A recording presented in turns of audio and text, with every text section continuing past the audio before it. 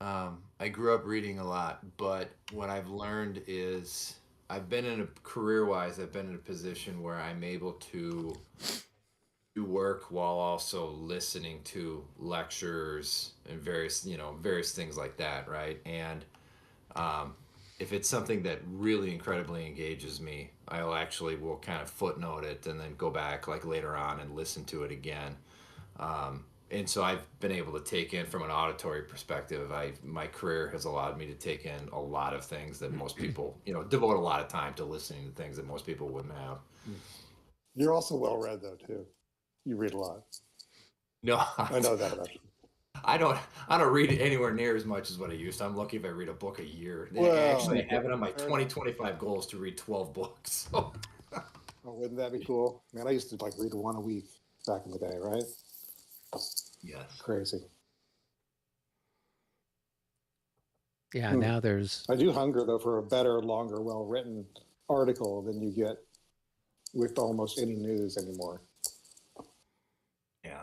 There's a really lack of any sort of in-depth coverage of any event or thing or science or whatever. It's just all very superficial. Yeah. CNN is surprising. Every once in a while, they have a really well-written article. They've got about 2 writers on staff, the whole company, that are pretty decent. those two But will probably I be just the want to ones acknowledge laid that off. right now. Yeah, Yes. It's probably the AI too. yeah, it could be. Maybe. The guy's first name is Chat and his last name is GPT. I don't There know you what it go. stands for or Yeah, where it's from. yeah. But especially their science coverage and some of their travel coverage is pretty decent. Hmm. I guess they're on I had trains and half they a have mind to nothing try else to do.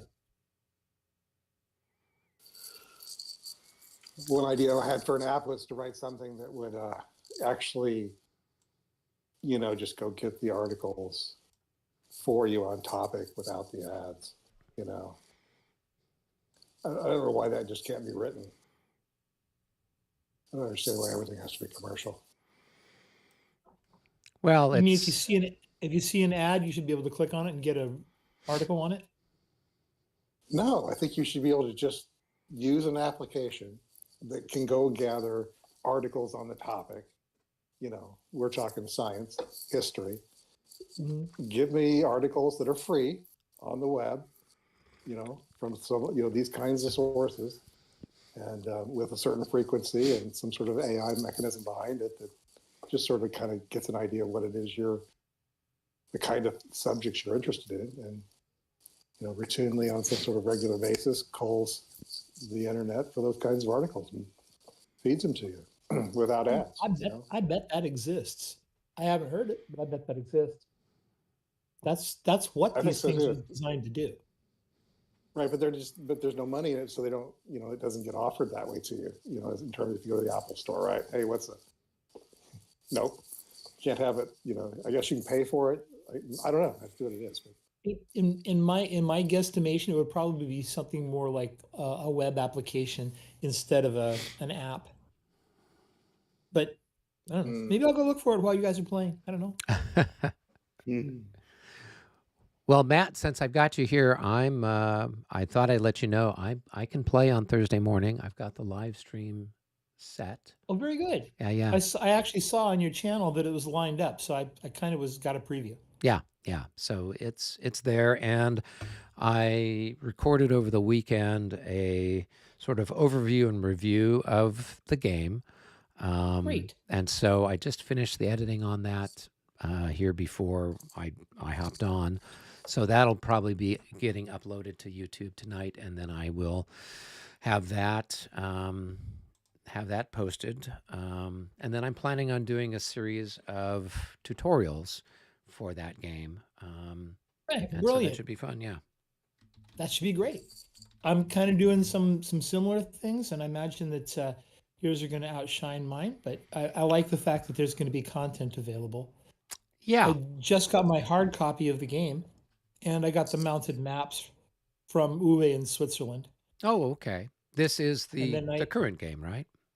The current game. Yeah. And then I played that actually for the first time physically at our Wargamer group on Saturday.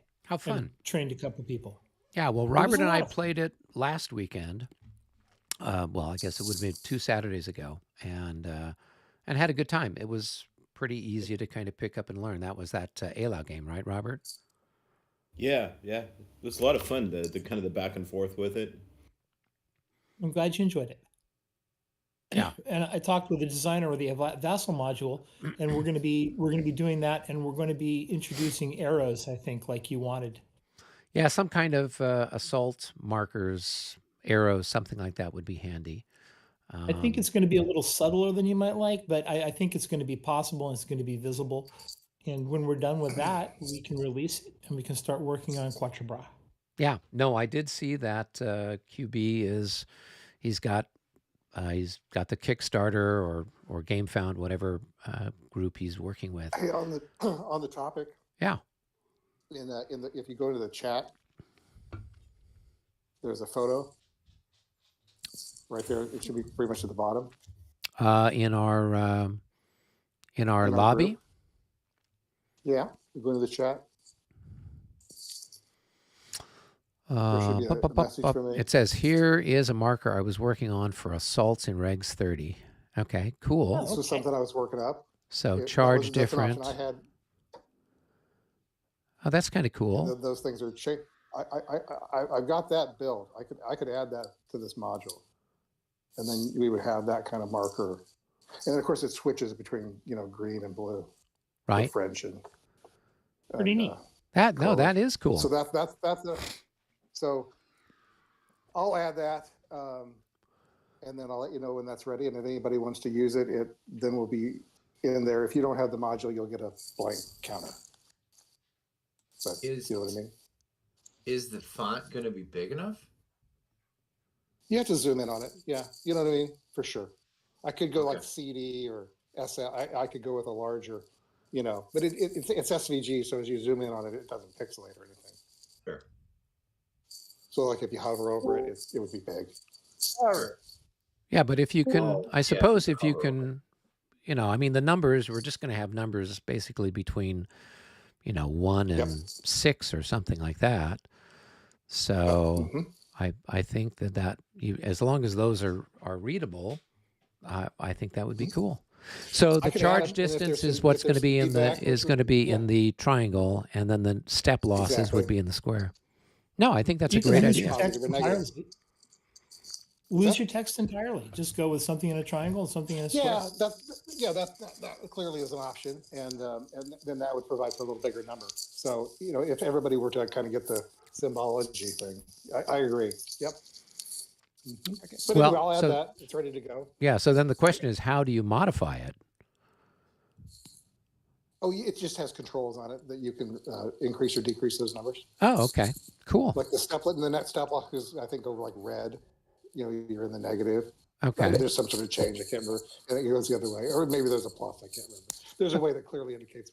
That's right. Net step losses, and then the charge distance goes from 0 to 6 or whatever the maximum number is. Okay. Oh, that's a cool idea. I think that's a neat addition. Yeah.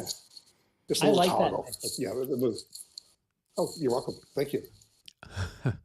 Well, now we know what you've been reprimanded, so we can start. Oh, okay. The beatings will continue until the morale improves. Is that it? Pretty much. Okay.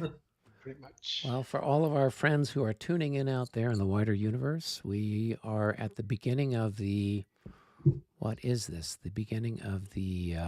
10:40. Let me look. No, 11:40 turn. 11:40. Yeah, 11:40 turn. So I think end of last session, we'd put all our markers down. We'd identified who was who and what was what. And so now we can just go and start pulling chits from the cup unless there's anything that needs to be mentioned, talked about, updated, etc. There were a couple. Okay. This artillery unit got flipped over. He was actually limbered down here. In the center. Yeah. Okay. That makes sense. Yeah, because I saw that at the end of the thing, and I'm just like, I don't recall you unlimbering them. So. Right. And I looked back at the previous thing, and he was limbered there. He got when I was looking around at him, he got flipped over and didn't get flipped back. Another thing I noticed, this guy, Where are you at? this Russian command right in the middle here, Doctor. Doktorov. Okay. He is a wing commander. He is not an activated unit. Cores are activated. Well, I thought he had to be within. I thought he had to get activated. That's all. No, Doktorov has two hats. He's both the commander of the Sixth Corps and the wing commander. no. So to the extent that he can be activated, he is. No, the Sixth Corps commander is Doktorov. No, it's Yemelanov. yes. That's the ADC of that corps.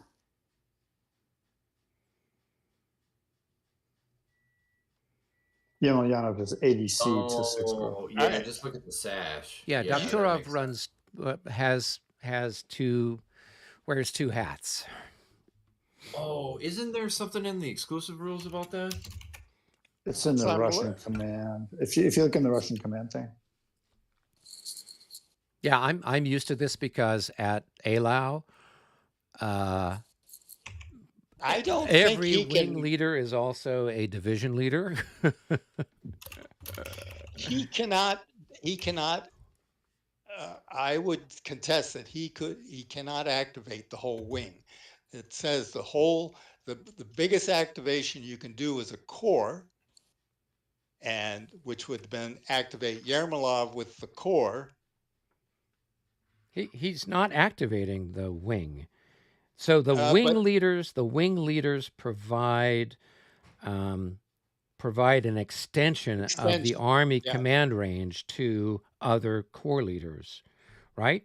So Doktorov helps expand the reach of Barclay de Tolly Right. out to some of these other different things that are under his wing. So there's only 3 commands that are under his wing: the 6th Corps, the 3rd Cavalry Reserve, and the Provisional Cavalry Division. Right, and I'm contesting the fact you cannot activate him and activate all those things. You can activate if you want to activate him and activate with the core, but Yermolov is got the No. core. So David, he's not activating all of them. We'd have to spend a command point to activate the 3rd Reserve Cavalry Corps. We'd have to spend a separate command point to activate the other one if the guy doesn't pass his light cavalry, right? So the only one. So we're totally with you. He's not activating the entire wing. He's only activating his core with a single command point. It's not a case where he spends 1 point on the wing and all the elements of the wing are activated. That's not at all what's happening. Right. Well, that's what I'm saying. The activation marker, if it should be put anywhere, would be put under Yermolov. But Yermolov is not the corps commander. Doktorov is the corps commander. there's He's two the different. He's the acting corps commander. It says 6th Corps Yermolov. I don't know where you're looking. I'm looking at the rule book that came with the. I'm looking at the order of battle chart. Well, that's the How problem. about the It's Russian command chart? the Russian command chart in the back of the scenario book is very clear. It's got Doktorov as the wing leader and the corps leader. So, yeah, I don't.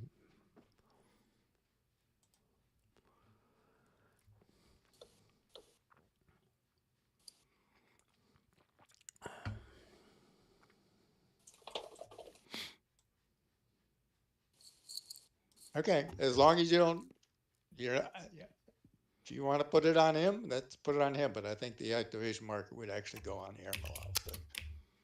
Well, I mean, unless there's been some sort of errata, I'm just looking at what's here in the actual book that came with it. But in either case, it's not like the entire wing is activated. when Doctorov gets a command point, which I think was what you were Yeah. or That's potentially contesting. Yes. yes. It is capable of a core activation. Yes, for the 6th core. Right. And I have a choice, either Lavrov or him. These are the two choices I have. So, Right. Those are the That- 2 guys that you are running. Yes. Those are the 2 Okay. cores that you're playing. Okay. Other Uh, questions or comments? I think that's all I got there for. Oh, I have one, but I do have one more here. Okay, remember we rolled for the unit on a hill down here. Actually, we didn't. Yes. I didn't fire at you because I was told that the guy was screened by But the infantry.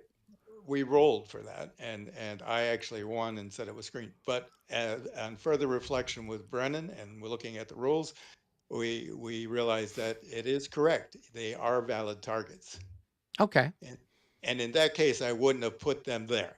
Yeah, no, that's fine. I didn't fire at him anyway, so it's So- so for future reference, move him out of the Well- way. Well, I don't have a move, but I would like to move them back. They would have been back one hex further than if I would have had my say there. And Well, even instead if they're of- one hex further back, there's still potentially of 'em. targets. Yeah. one of them was still potentially a target. Yeah. From one of your. So backs. here's my suggestion: have Rick do something crazy that will then absorb all of my cannon fire, and therefore you don't have to worry about it, David. I'm okay with that. Yeah. Yeah. I mean, you order Rick to go out and screen your guys, Send the infantry out on a wild goose chase. Well, make sure I'm properly, running around as regiments. So- Exactly. So, Got you liquored up for this mission. exactly. Well, I think I appropriately named the room for tonight, so we'll see. We'll see how it Sadly, you did. goes. Yeah. I noticed that. So And many- I've got my complaint. My units have too many hit markers on them. Can you take them off? So my question was, these are like in multiple hexes. This guy's in multiple hex. Should they be in actual hexes?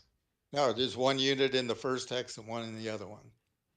It's part of our splitting of artillery to the max, so we can get a maximum of 3 in a hex.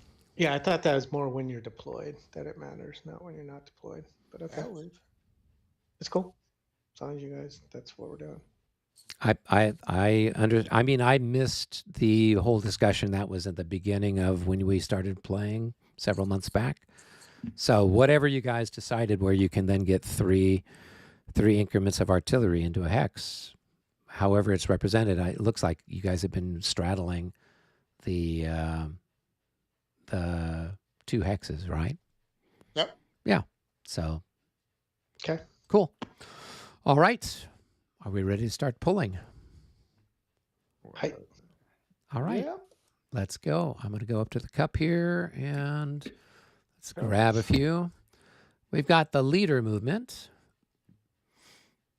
It's a blessing in disguise. followed by number 5, Russian number 5.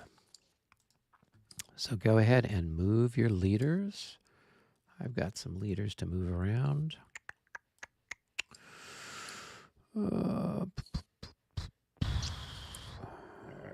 Same here. Let's see then.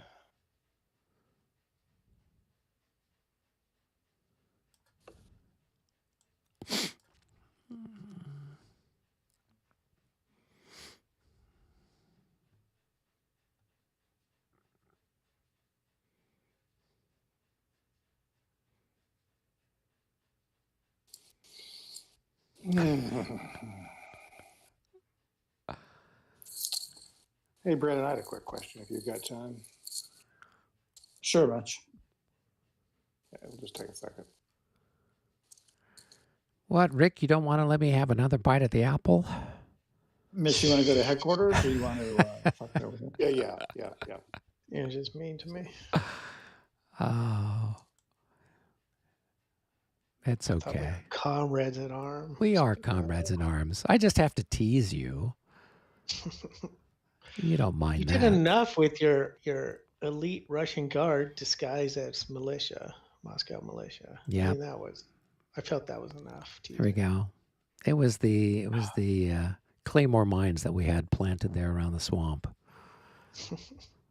Or the one guy who had a gun who actually shot, I don't know, one of your guys off the horse. I can't remember who. So Jacques Winot, yes. So, well, how's the weather up there? Did you guys get any rain? No, it was pretty nice over the weekend.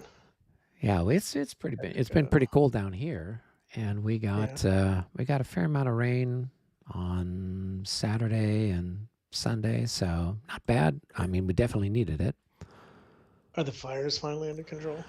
I have no idea. I know that I think the ones that were down in San Diego are, and the ones that were there in Pasadena and the Palisades, I think have been brought under control. That's great. Yeah, we had a fire like that was about a mile and a half from our house. Wow. Was that the one that was down there by Chula Vista, or? No, it was called the Center Fire. Oh, okay. Near Bernardo Center, and there was another one just south of it a few days earlier. But they brought in the air tankers and everything, and they put them out. Oh, that's good. Within an hour.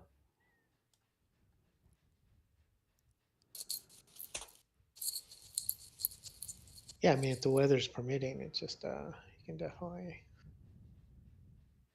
definitely take advantage of that. Yep.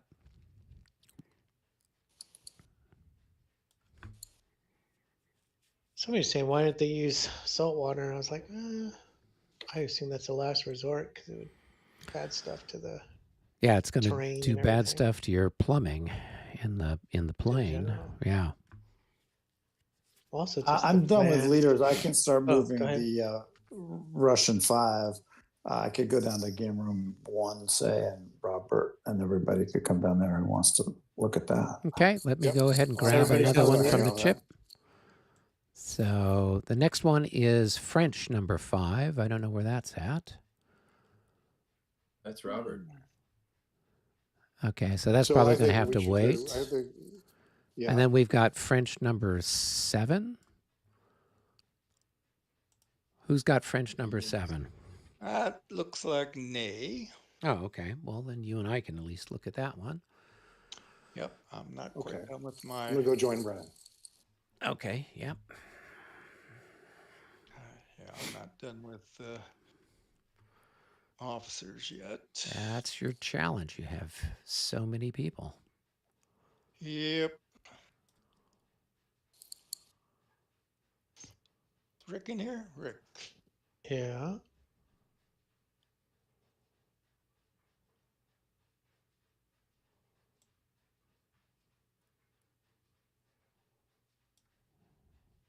All right. Let's see.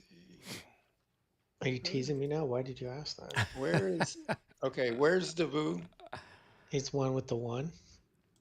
Brush. Of course he is. Come on now. We need to get a nice neon flashing counter for him. Let's ask Mitch to put one together for us.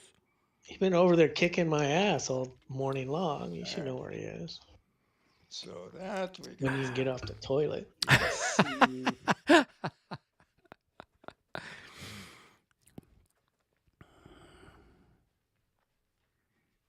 And the 3-1 artillery, I believe, is a core. Yes, he's a core gun, so he's in command without an officer on him.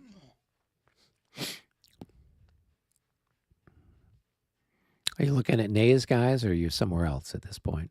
Well, I'm looking at officers here. I'm still moving officers around here because I want to grab this ADC off of here, but I didn't want to leave him that gun without command, but he's within range of Davu and he's a core asset.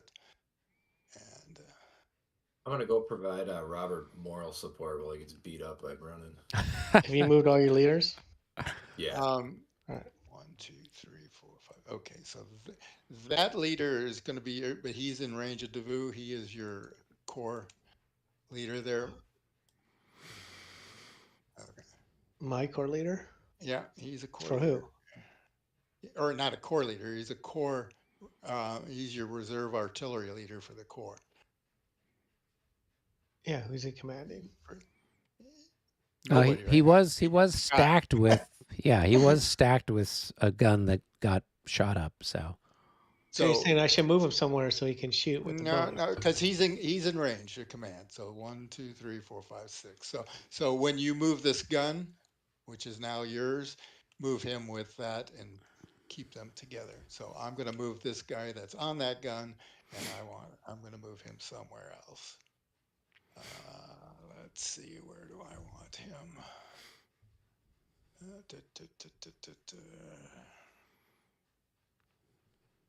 Hey, come on. What about this gun? That's mine. he's not going to share any of the nice ones with you. See how it is. Oh, I forgot to mark all the. Some of them, I think, most of them have been marked. It looks like. This one hasn't. The one under here. They've been assigned to Drouot this turn. Change label.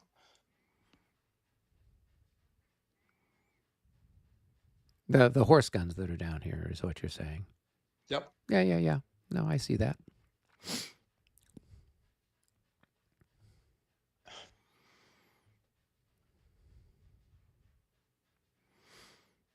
I had one I hadn't labeled there. Let's see, the rest I think are all labeled. That. And all right. So. Although these ones are out of command.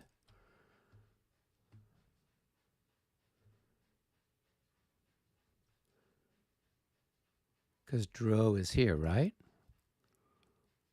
Yeah, and so you can't trace command through other formations. So at least these two guns couldn't go anywhere this turn. Well, those two guns actually belong to this, are part of, initially are part of this command. So why wouldn't they be able to trace command through there? Because you've assigned them to somebody else. Right? I mean, I thought when we read through it, you had to trace command through it. Yeah, like, but just like it would normally be anything else. There's special stuff for core assets and stuff like that. But whatever. Okay. No, I mean, I'll read through it here real quick while you finish moving people around. But I mean, this. Whatever, Eric. You be mean to me. It's okay.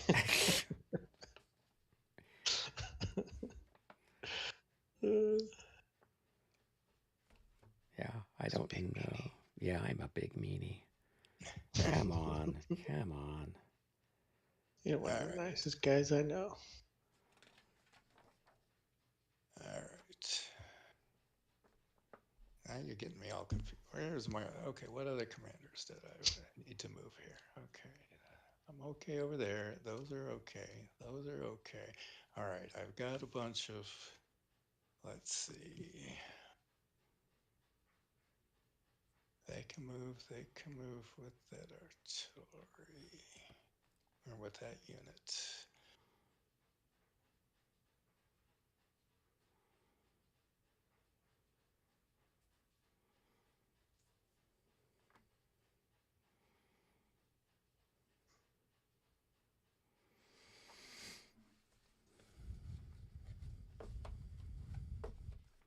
And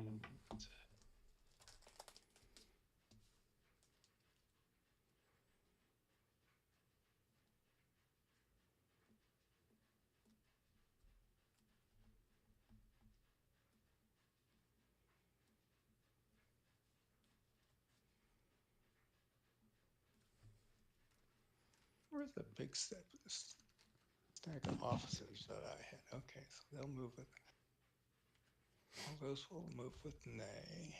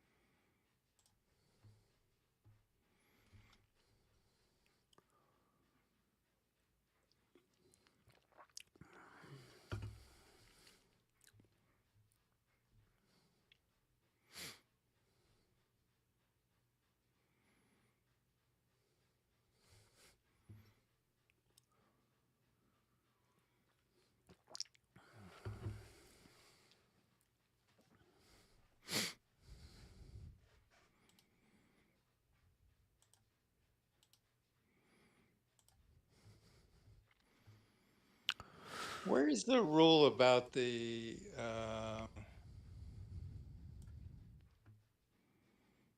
special artillery leaders of special ability? There's, no. It's in the Okay, man. scenario booklet. They have the followers. No, that's Russian most. It's 6.1. 6 So, yep.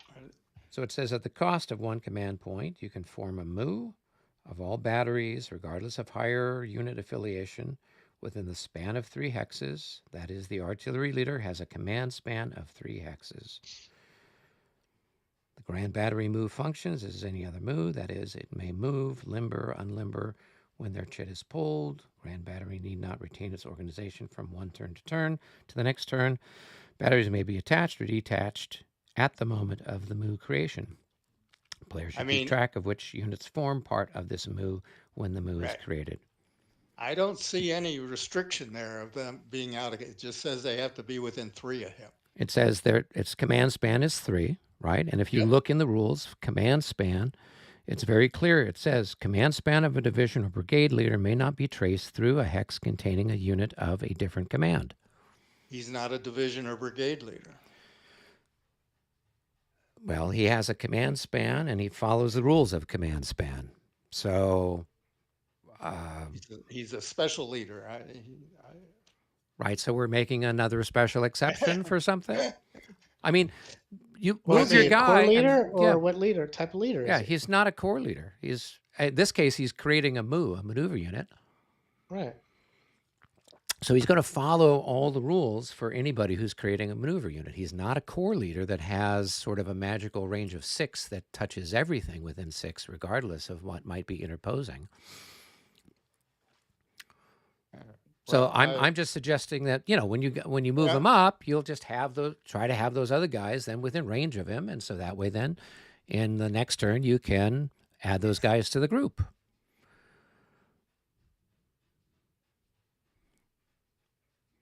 But I mean, trust me, Rick has been through this on his side of the map. I know. Right? I mean, So to me, I do not see it's a maneuver unit. He's an army leader of special ability. Whoopsie. That's above a core leader. David. I'm sorry. Yeah. That's what it says. It's artillery leader of special ability. Yeah. That's right. Okay. Yeah. Okay. I'm tired. Yeah. Rick is going to side with me on this one just so that he can laugh at you for a change here for not getting it perfect. He doesn't always get it perfect either. No. None of us do, right? They're not in command. They're still part of their original command, and they're in command of that. Okay, that's fine. You guys got me so upset. I'm gonna go get some water. No, but I mean, it's, you know, it's like it's very clear that it's a command span that they're talking about, and so it would follow under everything else. But it does not say that it falls under that exception. No, it says, I read it to you. It says they have a command span of 3.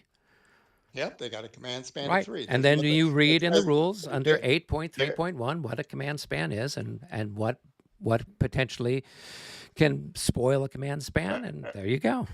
So there's nothing in there that in the special rule that limits him. So, but I will go limited. yeah, I mean, what you could do, right, is in subsequent turns, you assign him and then they could kedge towards Drouot, right? There's nothing stopping you from doing that, right? Because they're out of command. So there's ways to deal with it. It's not, you know, it's not, it's just, you just have to kind of figure out how to make it work.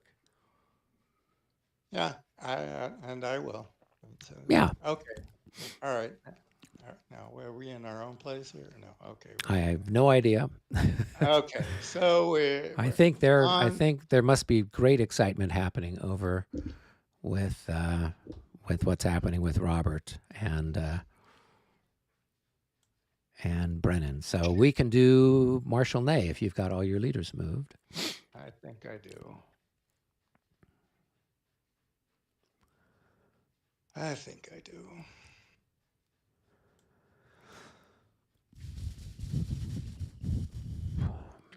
All right.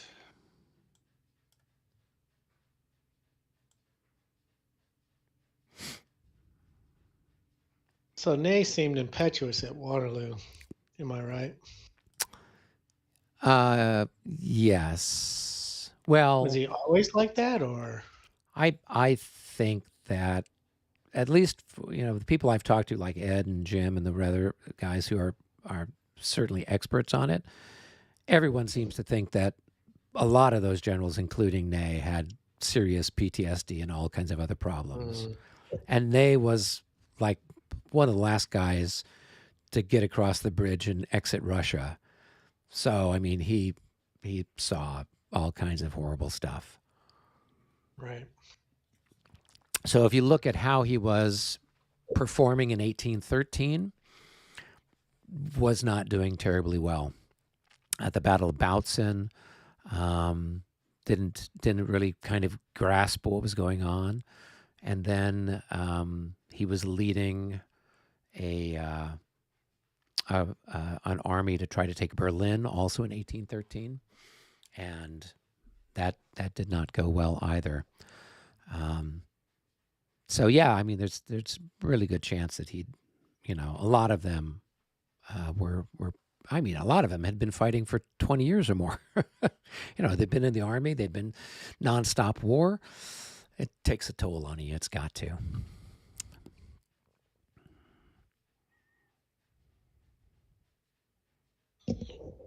Maybe he's just getting old, losing his mind. Well, and I think the other thing was that he was so. Keep going, David. Don't let us interrupt your moving. Oh, I'm figuring out my move here. Yeah. So I mean, I think he'd gone. I can't recall if he had fought against Wellington in the peninsula. I don't think so. I know Marshal Soult fought against the British on more than a few occasions in the peninsula, but I don't know if Ney did very much. I can't recall. So a lot of them didn't have that much experience with it, and Wellington is fighting in a different style than what the French were used to. So you can really see at Quatre Bras, Ney being rather hesitant. And the other thing was, particularly at that campaign, the 100 Days campaign, he'd only gotten assigned like at the last minute. So he'd been trying to kind of get back into Napoleon's good graces. And it was only, there maybe a week or so before Napoleon, invaded Belgium, that he gave Ney the command. So Ney was probably not, up to speed with all of his commanders and this and that and everything else. So, and then they had different people defecting from the army who were like defecting to the monarch or defecting over the Allied side. So there's a couple of there are a couple of officers in Ney's in those two corps that he had at Quatre Bras who had, like, the night before, one of them had bailed out. So there was there were things that were not making it very easy. So I don't know. It's easy for us in hindsight to say he should have done this or he should have done that. Sure. So unfortunately, it doesn't work quite that easily. Well, I assume that like a mass charge is pretty impressive. Oh my goodness, so, like, yeah. in his mind, it's like, of course I'm going to break and crush these guys. It's an opportunity. And they're like, yeah, right. We'll just form square. Have a nice day. Yeah. So I just wonder how much of like his mentality and his tactics didn't really evolve and change as like the type of units and stuff that he ended up fighting over time, like the Well, British and stuff. well, what happened was you can see the Napoleon's whole approach to battle changing from his early career, where he's maneuvering around and hitting them where they're not and everything else, to as his opponents start to adopt and learn from what the French are doing. He can't pull that sort of stuff off anymore. And so then it becomes like a sledgehammer. So if you're looking at Waterloo, Napoleon's not doing anything that's terribly clever or anything like that. He's basically he's going to use the hammer that is, I guess that was First Corps, to basically just slam in. And so there's not a lot of nuance there. And at that particular point in what was going on, that's pretty much all he had to do. He didn't have, everybody else had adopted, everyone else had changed and learned, and so he didn't have any sort of special tricks up his sleeve that the other guys didn't also have up their sleeve. So I think that was the other challenge. And you can see that in a lot of, even at this battle, there's a little bit of subtlety. You've got the Poles kind of coming up, what is that, the new Smolensk Road or the old Smolensk Road, whichever one it is, kind of turning the line. So that's kind of classic old school Napoleon. But the way this battle was fought historically, it was just a slug match. There was not a lot of complicated maneuver or anything like that. And that's the same then as you see in the different stuff in 1813. He's trying to pull off some stuff, some maneuver stuff, but he doesn't have enough cavalry, particularly like Lutzen and Bautzen. By the time Dresden rolls around, he's got some more cavalry. He's got, you saw that the French had some really nice cavalry. But by the same stroke, so did the Allies. I was gonna say, so did you. Yeah. All right, let's see what I'm going to do here. So I think I'm going to start with the 10th Division first. Cool. That's Ledru. Yep. Okay. So this one goes there.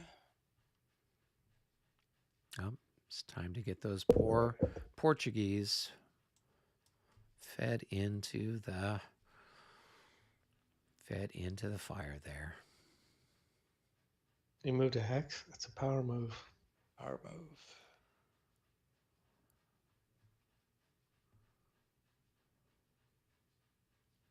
Let's see, this is part of him, right? Yeah, it should be all of those guys out on that part of the universe. 4.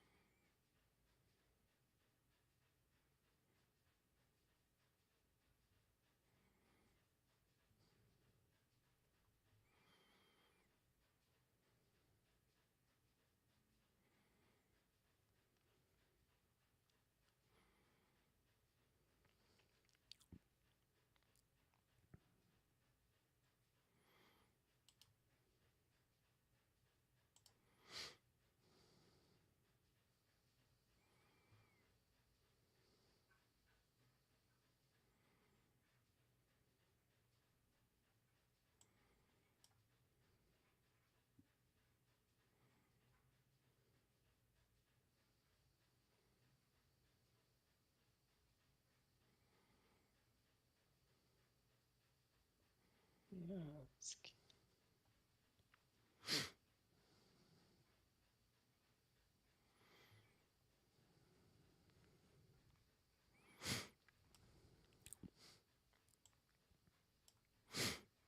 So you're done moving the 10th?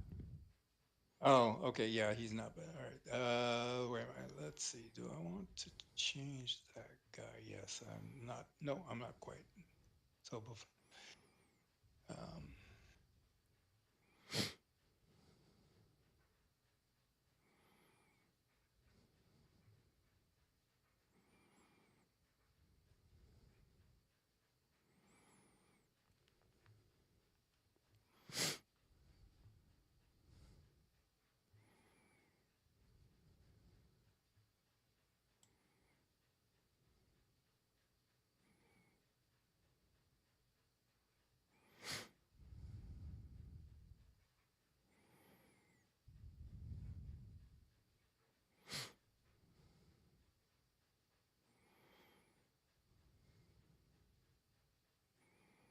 right. So now I think I'm done with the 10th. Cool. Let's see. Do I want to change that slide?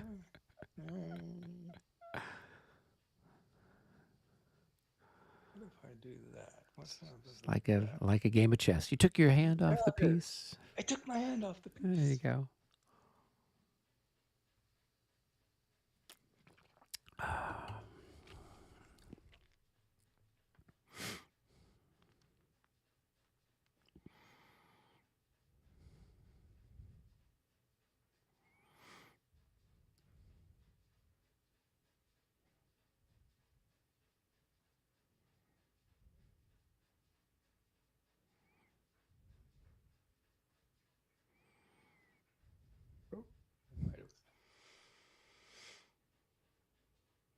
Oh, I just did something bad. Oh, did you hit the undo button or something? Or All right, I'm back. I undid one of their moves. Oh, okay. I thought I was undoing mine. Let's see where this guy started. Where did he start? He started. What's he got for movements? He's got 7. Yeah. He started like over there. 1, 2, 3, 4, 5, 6. Yeah, instead of to there, I'm gonna bring that back and I'm gonna move him up into there. Okay, cool. All right. So are you going to move Ledru up to try to keep him in command, or are you going to have that Probably. trigger out of command? Okay. So, since I should have plenty of 1, 2, 3, 4, 5, 6. Yeah, I should have plenty to keep him in. 1, 2, 3. Yeah. So I guess I can move him now. All right. So now the Portuguese are out. Did you want to push them forward another hex?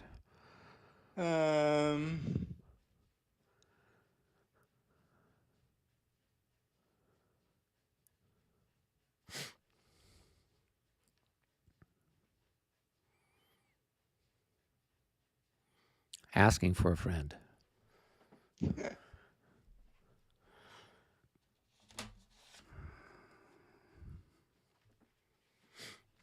All right. All right.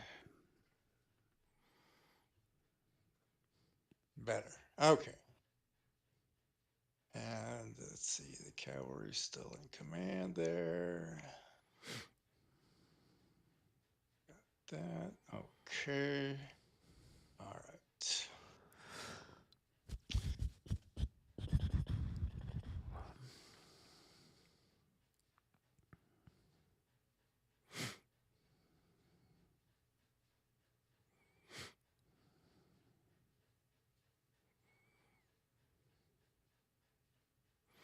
All right. Who's next? You've moved Well, next I the think cavalry. it's gonna. You've moved Ledru. Yeah, next I think it's gonna be the artillery that's attached here. Okay.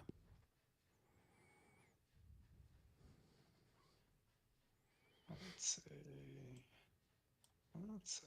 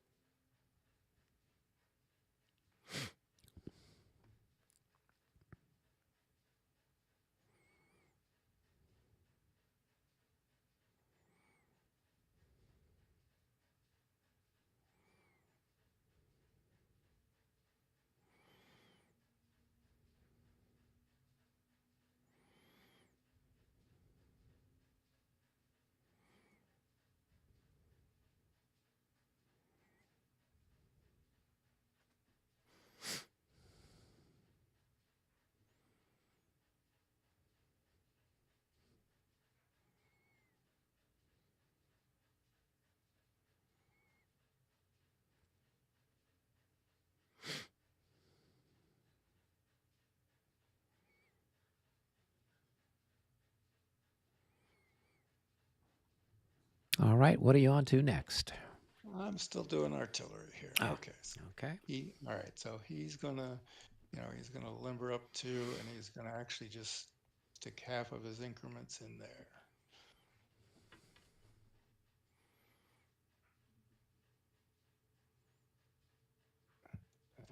This one, gonna stick his single increment in.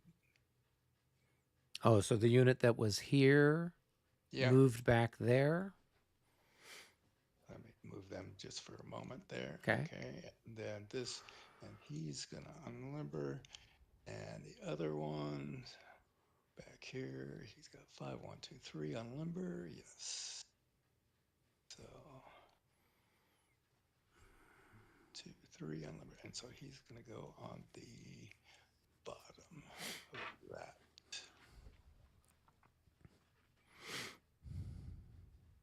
All right.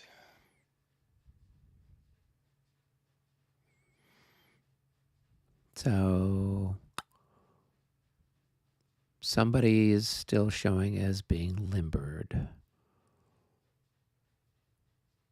I think the guy that you moved in second is at the bottom of the stack. Okay, there he is. Yeah. That, okay, so we got that. Let's see, we got put wrap over here. No, let's put Mouton over there just in case I need a little more of that for that. Put, and what do we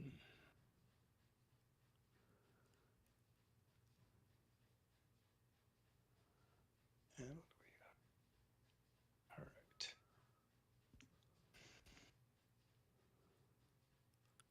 6, 1, 2, 3,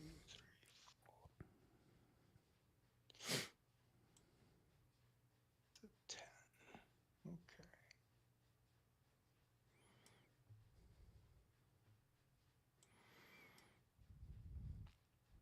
All right, are we on to There. Nope, I'm another cavalry. Well, those guys are part of the 11th, right? So you're moving the 11th division? Yeah, I think I'm done with all the artillery. Okay, cool. And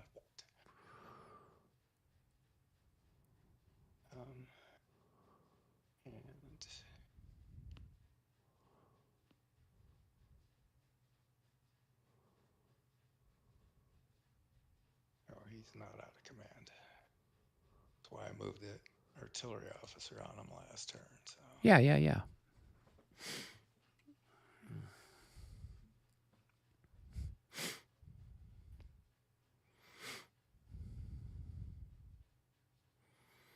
All right, let's see. There, so we're on the 11th. Mm-hmm. All right.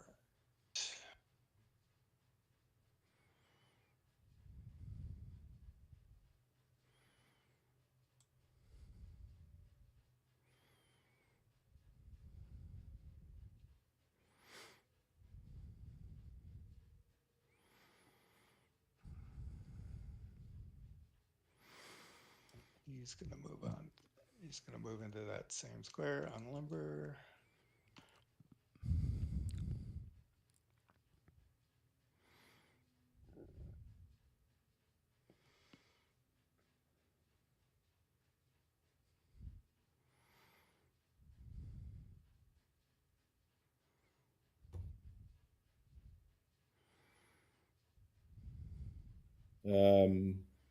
Yeah. Dave, do you have a minute to talk? Emperor? He's moving Marshal Ney's troops right now. So Oh, he's okay. I've got him a few minutes here. I'm Yeah. almost. So you could say, nay, he cannot talk. there we go. This is, you provide the comic relief I'll be there, here all Matt. week. Yeah, there you go. Tip your waitress. So I have a question about Lechi. When you have a chance, Dave, when you're done, do you want to come down to game room 1 Yep. or yeah, he'll be done in just a minute. He's only got, I think, a little bit more left to move here. Okay, all right.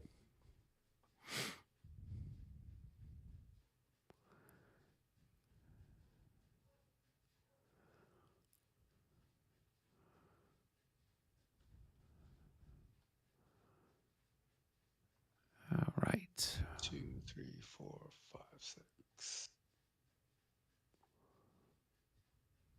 Oops. 2, 3, 4, 5, 6. Well, they came into column. Right, and 6. they and then can, as long as they have 7, moving points, they can turn around. Yeah. Yeah, 7. They go back into line. So they got to there with 6. Yeah. No, you're fine, David. You're fine. Yep. Okay. 8.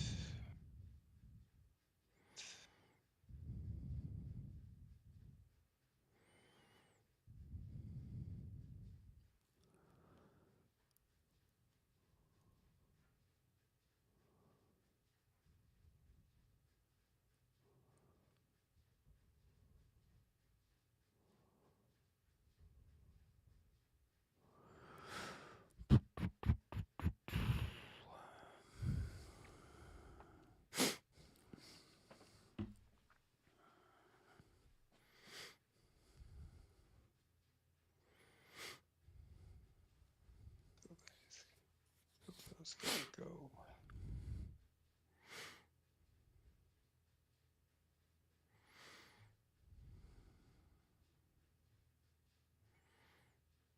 Two, 3, 4, 5, 6.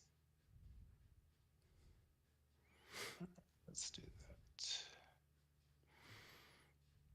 Still working on the 11th, Dave? Still working on the Oh, 11th. okay, cool. 1, 2, 3, 4, 5, 6. Well, but he can't move over that stack of. He didn't. He moved over this and this. And if he doesn't, he can also go 1, 2, 3, 4, 5. So. Okay, cool. I was just curious which way you went. Yep. Okay. I just realized that he has a clear path that way.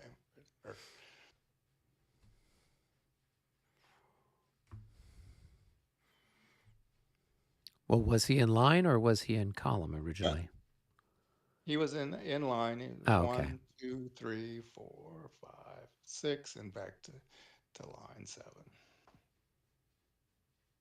Cool.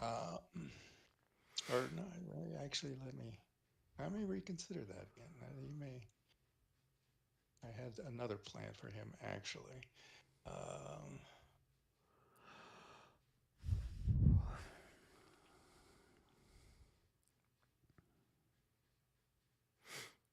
No.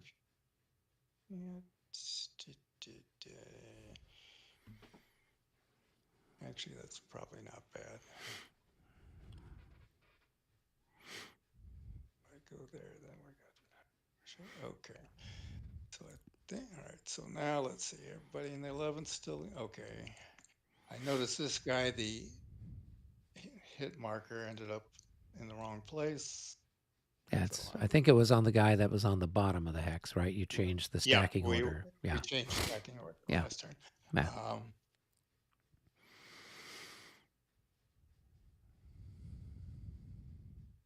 And he's going to come out a square actually and into line.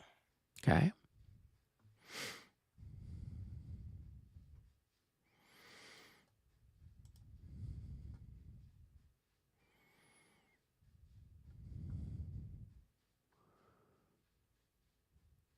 Well, actually, he can't because he's out of command, remember? Right? Because Colbert is in the way. So remember, that's why he's got the out of command marker on him. Right? So you can go 1, 2, 3. You can chase 3 there, but you can't go 3 as the crow flies because cavalry's there. I got you. We talked about that last time, but it was Yeah. No, I forgot about that. Yeah.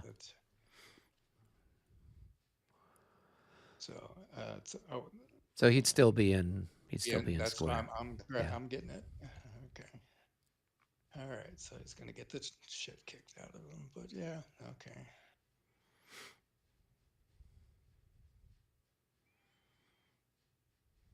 Huh. I may want to change his order again.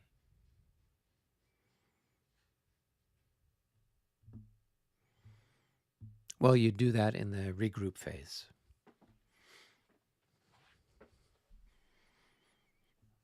All right. So let's see. Next is, I think that's all for the 11th.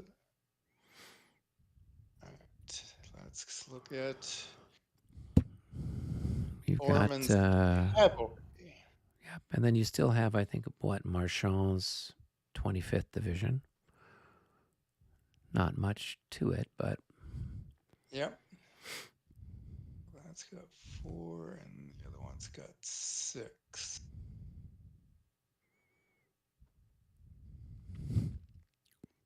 So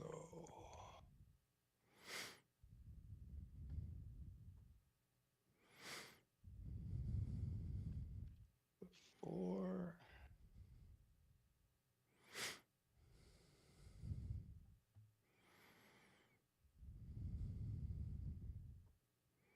Going to go 1, 2, 3, 4, 5, 6.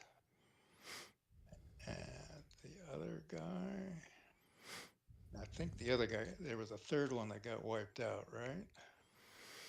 from that particular command, possibly. Yeah. And we'll stick the commander in here. Let's see.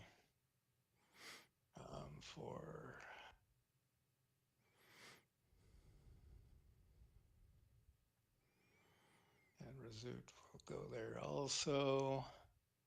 And all right, so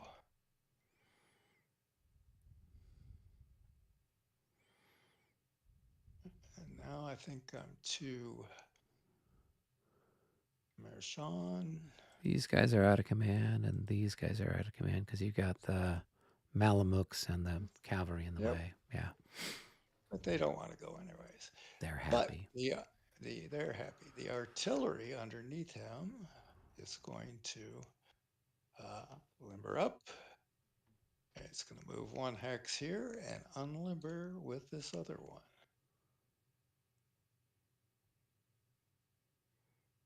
Oh, that's a skirmisher. That's a skirmisher. Wait a minute.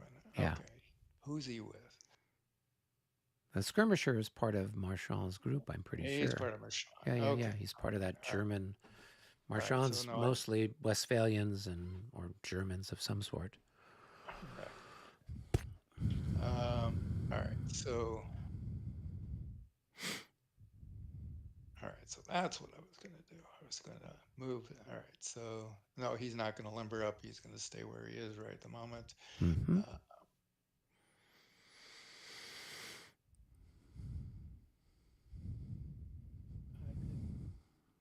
don't think he is.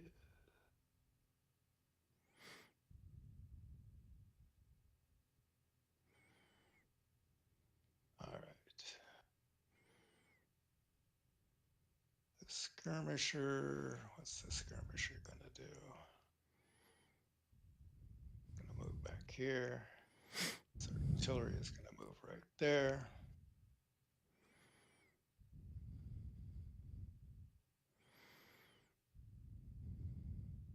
And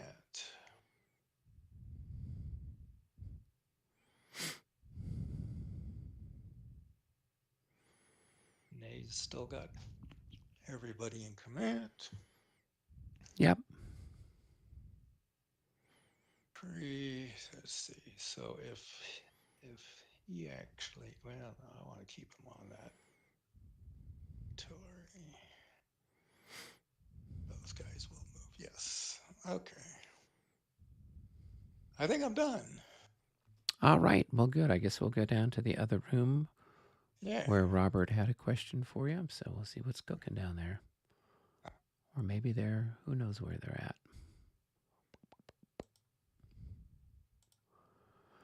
Go to headquarters. Why not? Okay. Hi, guys. How goes it?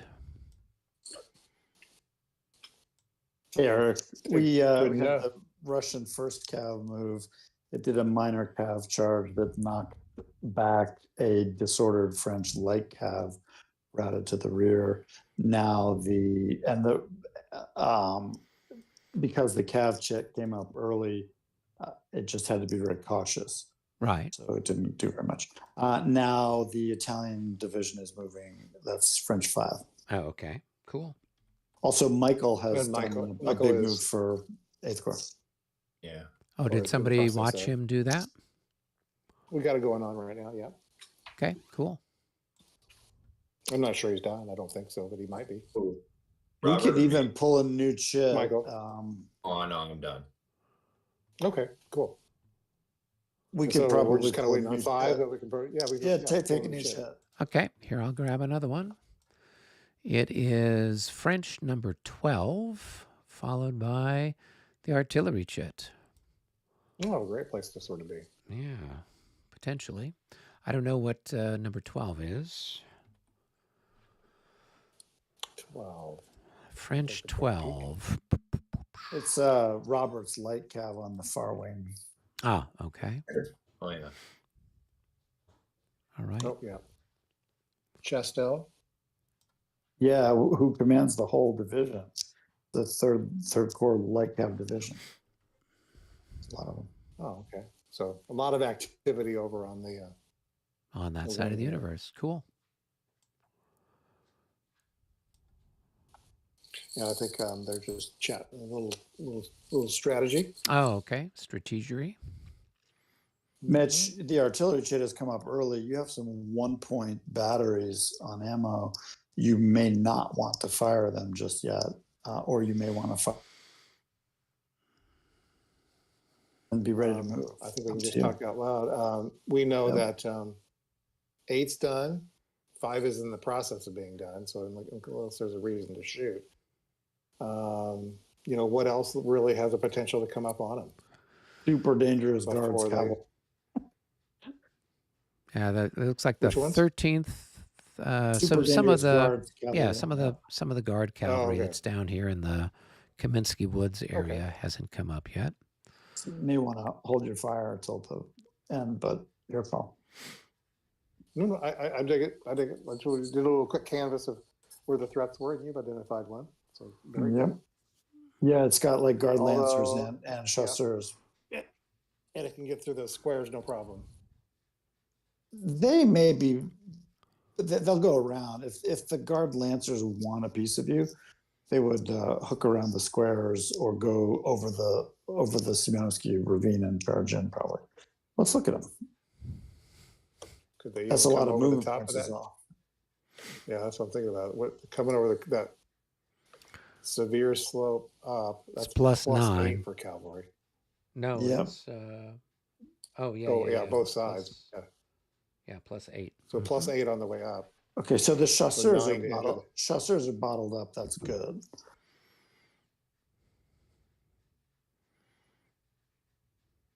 But the red lancers, let's see, they got 14. They go 1, 2, 11. No, 12, no 13. problem. They can get out. Yeah, they could get up there and get an angle in, so they're probably fairly dangerous. Although I would get a pretty good strike against him with my guards if he ran up in there. Afterwards. So it's a question of, do you want to fire out? It's an interesting minor tactical choice, because if you take the shot now, and then you could conceivably bait in a cav charge and then stomp it later with your cuirassiers. Pretty good, because they won't be If able I to get shoot away. now, and then I'll get to move, I'll get to limber up and skedaddle. Maybe that's And actually be the empty. right move. Yeah, be empty. Maybe that's the right move. And then, like, if you bait the charge, you I bait the wanna roll that charge. dice. Yeah. Yeah, and I got good resources in case of a charge. Yep. Sounds like you're on to take the shot and run then. Shooting's good. Yeah. Well, and then wouldn't he have to try to make it past your cavalry that could opportunity or intercept him, I guess? Yep. There's always gaps though. Yeah, There's yeah, always holes.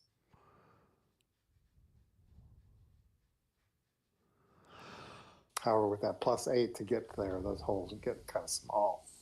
Yeah. They do. Walter Payton always found a way. Yeah. The Chiefs keep finding a way. The minimum number of points to win has been the theme all season.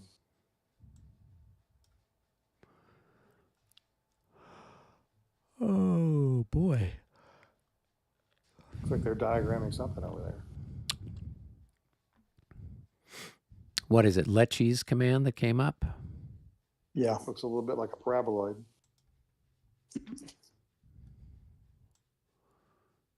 Let's see, that's, he's got some... It's like they're refacing the Italian Guard.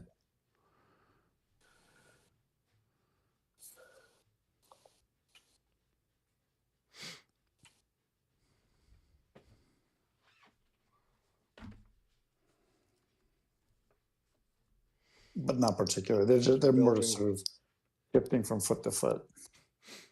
They're building a fortress. Fortress Europa. Mm-hmm. Staying out of They're going to be digging a moat soon. That's right.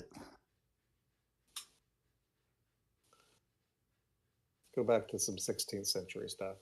Yep, the siege. Bring in the guys with the shovels. Now, I've got a question for you. I'm just kind of looking at the command chart at the back of the scenario booklet, and it looks like Lecce's command is two different separate brigades, an infantry brigade and a cavalry brigade. Lecce's? Yes. It's like an infantry division and a cavalry brigade. Okay. It's a pretty small division. Got a little bonus. 1, 2. It's 3, a six very high quality battalions, and the cavalry. It's actually a mini version of Mitch's Russian Guard Corps. So, which is infant cav, yeah. Okay, and so because of how it is, the little diagram is, then it's all together as one combined arms thing, as opposed to the other ones. So I'm just trying to follow how they've got that set. So it's actually one command activates both elements, correct? Yep. Yeah. One MU. Yep. And in fact, actually, Eugene's 4th Corps, including the Italian Guard Division, is actually a very strong striking force. It has 2 good French infantry divisions in it, and that very powerful Italian Guard group combined Right. our division. So when used aggressively, it can be very, very powerful. Right. It also has its own large set of 12-pounders. All right. Yeah. After a couple days, okay, I'm gonna move. So with Lecce, I am going to. So this one unit that I had to move back here, I'm actually going to move it there, but then I'm going to put him into where? No, there. Oh, right there. I'm sorry. Yeah, there. He said forward picket. And then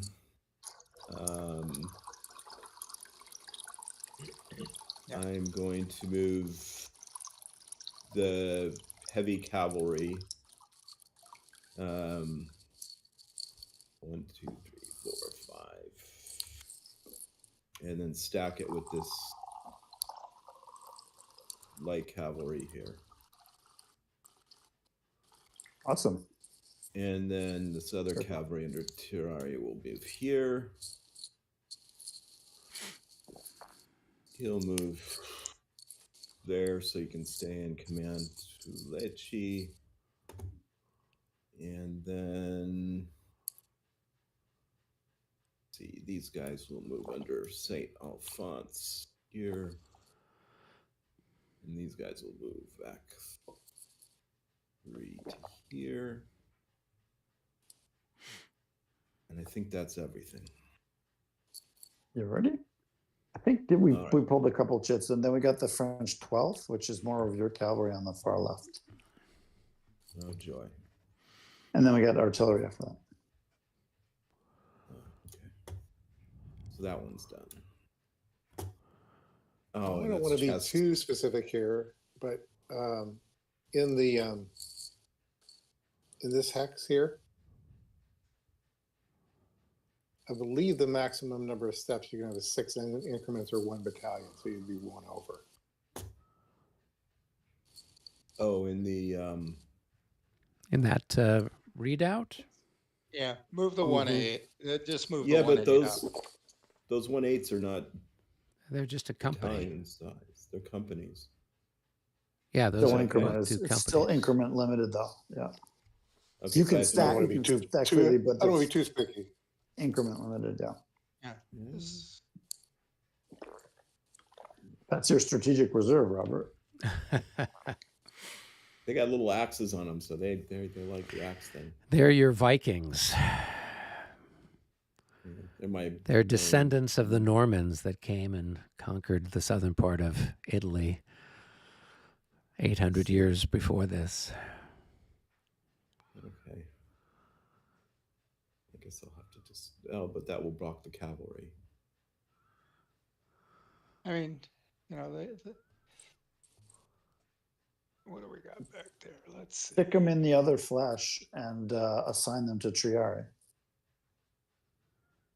They can be assigned. Oh yeah, because they Yeah, can be 'cause- assigned to anybody, huh? They're a core asset. Oh man, look at they have great. Their morale is stellar. Stick So them in the you- back. Like if you're looking for just to clear them out, that's just a silly idea. Yeah. Okay. And then put a label on them to Triari that they're in command with him. So he's.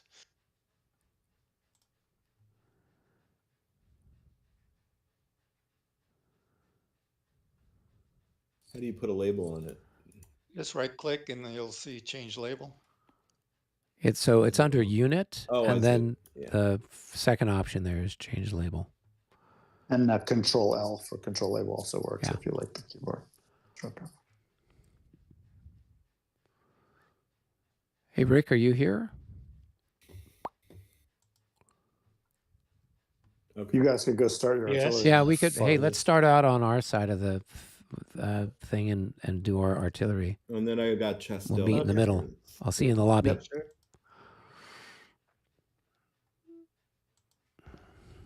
All right. Well, you've got some guns. I got some guns. We all got some guys. We all got some guns. Why don't you go ahead and do some of your shooting first?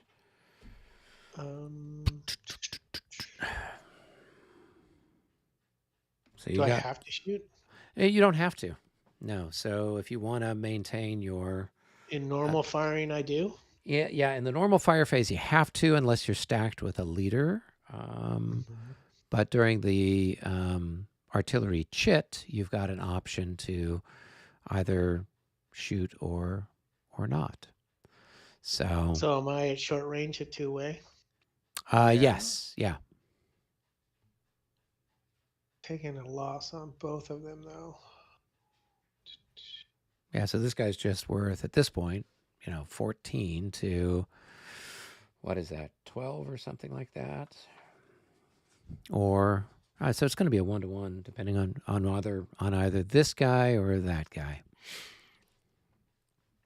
Can be a 1-to-1 regardless, right? Yeah. And there's no ricochet because it's short range. That's Correct. So I will go ahead and shoot the guy directly to the front in the brush. Okay. Go ahead, chuck some dice. Yay, All right. I'm continuing nothing. Okay. I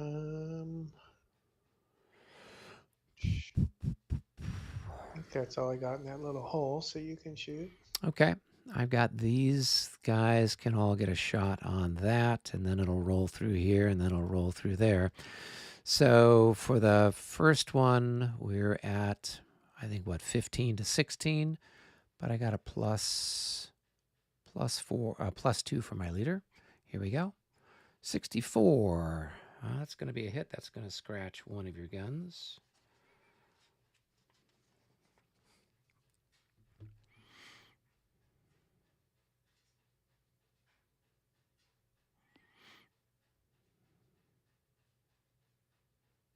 And do I roll or anything, or just put them in the You just put them in the battery box. battery box? Yep. And I'll get rid of the ammo. well, the other gun can use that ammo too, right? Well, we don't have wagons, right? I know. If we had wagons, then you'd be able to then you'd be able to, that. yeah. So, all right. Then we're going to roll through to here, and you've got a big stack of people there still. So I think I got like a plus 12. Yeah, plus 12, but a minus 6 for the ricochet. So just straight up 15 to, what are you, 15 to 6 in line like that? Yeah, big fat. Okay, 15 to 6. So that's going to be 2.5 to 1 with a plus 6. 55, that's going to be a 65 at 2.5 to 1. That's 2 hits. Already taken 2 hits. Yeah, so that one. Decrease.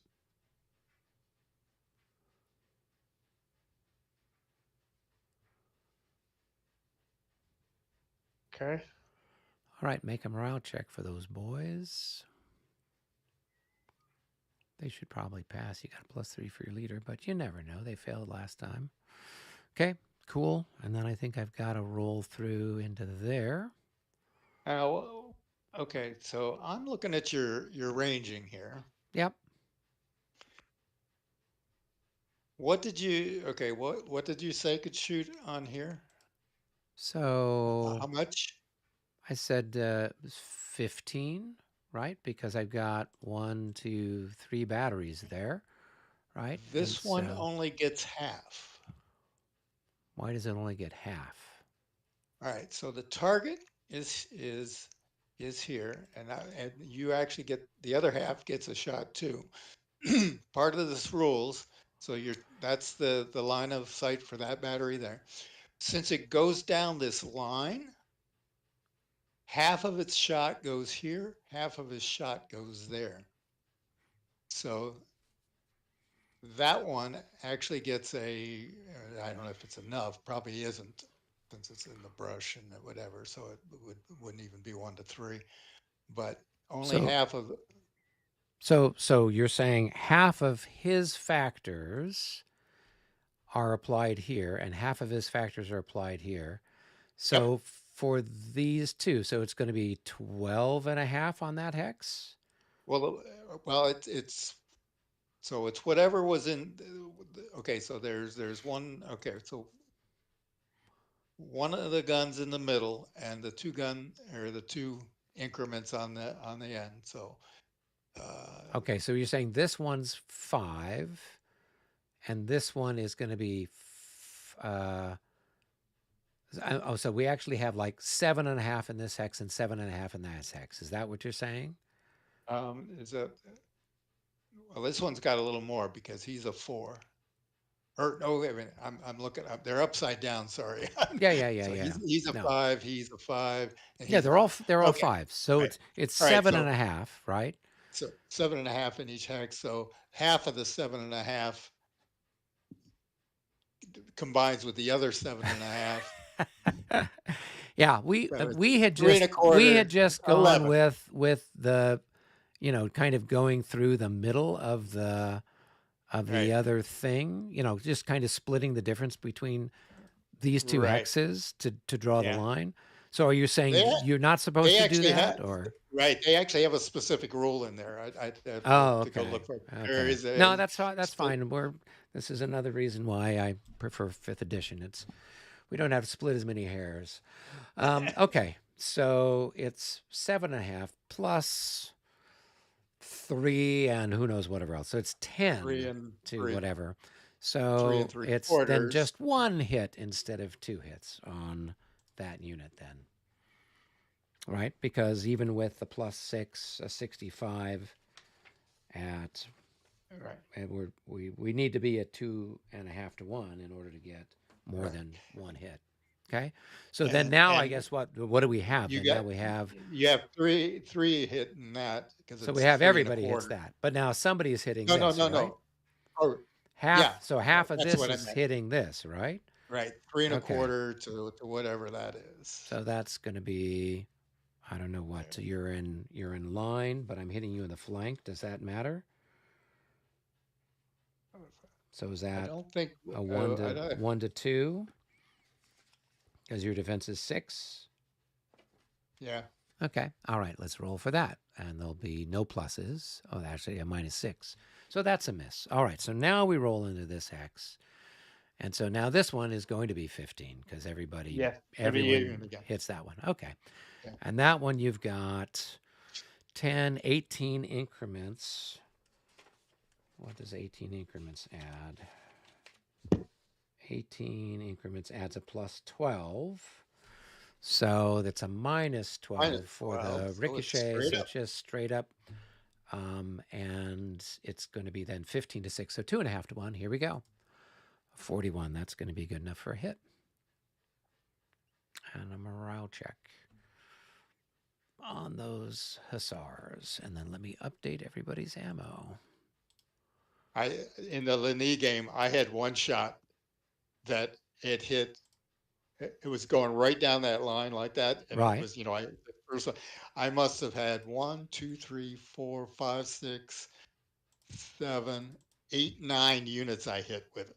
Oh, wow. Just bouncing up right along the edge of it.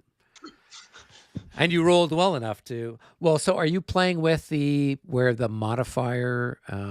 No, we were at that time we were playing with the straight up. Straight up. So you just roll. There's no minuses Right. for the bouncing ball. Yeah. Right, and it was a 12-pounders doing it. Oh yeah, that would have been nasty. So all right, so that's my fire over there. These other guns can't currently shoot at you. What about this one, Rick? Can Yeah, I see he anything? hasn't fired that. You could fire on these guys that are here. Got a 1-on-1 on that Yeah. guy there, yeah. Yeah. Oh yeah, I'll shoot that guy. Sorry. 51 at 1 to 1. Is it 1 to 1? Yeah, that one was. Yeah. Yep. Okay, so that's a hit. Let me go ahead and put a mark on him. And let's roll the dice. 15. He's going to disorder. So let's flip him over and put a disorder marker on him. And now he scoots away from where he was. Cool. Now, since that's involuntary, does this get it's harassing fire at that? You don't. I mean, I don't know. There's no zone. I know if he retreated through it, you did it, but he half of him retreated through it. I don't know. Probably not, but it's a. I mean, I basically just consolidated into a single hex. So Yeah. yeah. Okay. Let's see. Let's move a little further west. glance at it and just see Yeah. what it says about it. It's Yeah, you can take a look at that. Rick, you've got a battery that's over here, right? Yep. Those guys can fire if they want to. Sure. So that's going to be a 1-to-1 42. shot. No, that's a miss.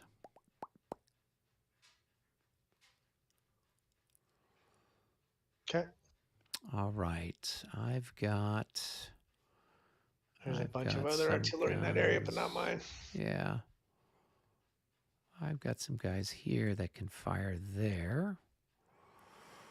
okay. Yeah, it's specific to combat units that route through this zone, conduct retreats before assault, or retreat before charge. Oh. Yeah, I haven't really read through the rules for all of that. So, Yeah, it doesn't happen very often, so it's Yeah. But so what does it do? I just you You Skirmish roll attack. for like taking shots as they go by or something? yep. Oh, okay. So it's kind of And- like opportunity fire. Yeah, And it's based cultivated off of is how many hexes you move through, right? yep. Something like that. It's multiplied by, I don't know. And like cultivated as a defensive 3, orchard 3, clear 2. It doesn't say what brush is, but I would probably put it on par with the cultivated, and then you and then you just use the harassing fire. So like a B1-to-1 Right. possibly if you know. So Cool. All right. Well, I've got this gun here with Kutayazov. I can fire right down the line into these poor sods. So it's going to be a 1, 2, 3, 4, 5, 6. Yeah. So it's long range. So okay, 1-to-1 with a +5. Here we go. Well, that's definitely a hit. And morale check. And I don't know what their thing is, but they've got a -6 for being half dead. They should probably be all right. All right, let's update our ammo there. Cool. All right, that's it as far as my guns. Everybody else, I think, is... I don't know that I've got any other shots to speak of with this one gun that's got ammo. I can or cannot fire down a... well, I guess I could fire at that guy. Because it's Yeah. not going through that. So that's going to be a 9 to 16 or whatever it 16. is. 1 to Right. 2. 1 to 2. Sure. Why not? See if we can get lucky. Nope. 1,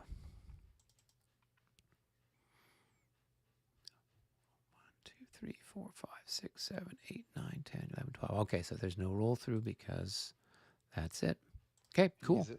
He's at max range. Maximum Nothing range. Okay. Nothing behind him either. So Yep. Okay, David, we're over to your side of the map. yeah, we're getting there. All right.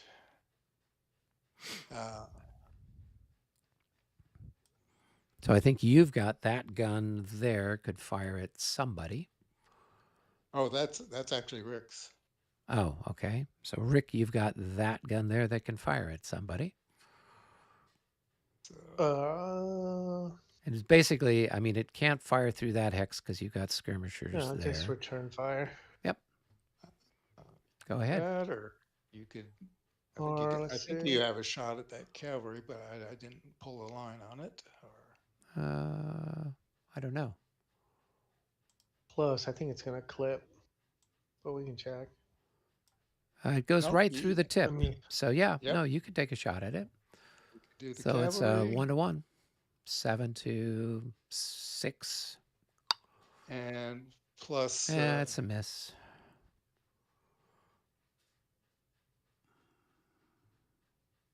Okay.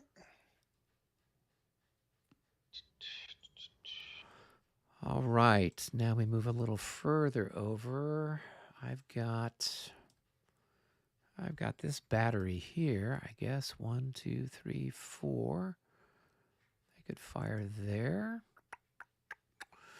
4 to, well, there's technically, I think that's considered clear terrain since the village has been demolished. I don't know if it's clear or if it's cultivated. What does it say? All right, so the village of Semenovsky treat as cultivated. So your skirmishers in cultivated have got a defense of 15.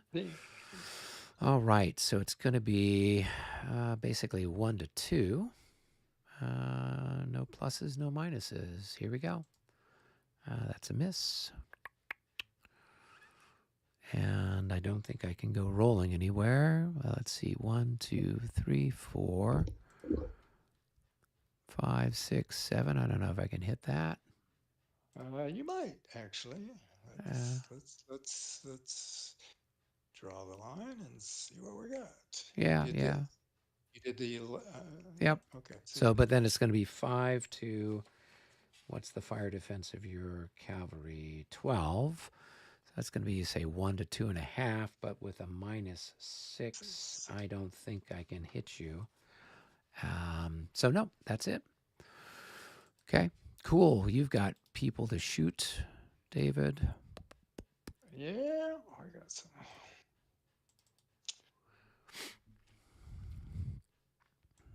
All right, let's see what. You've got a kind of a window there. Yeah. Now, is this yours or is that? That's Mitch's. Okay. So, I mean, it looks like they're getting close to. Yeah, we're slowly. Yeah. All right, so I want, let's see, 1, 2.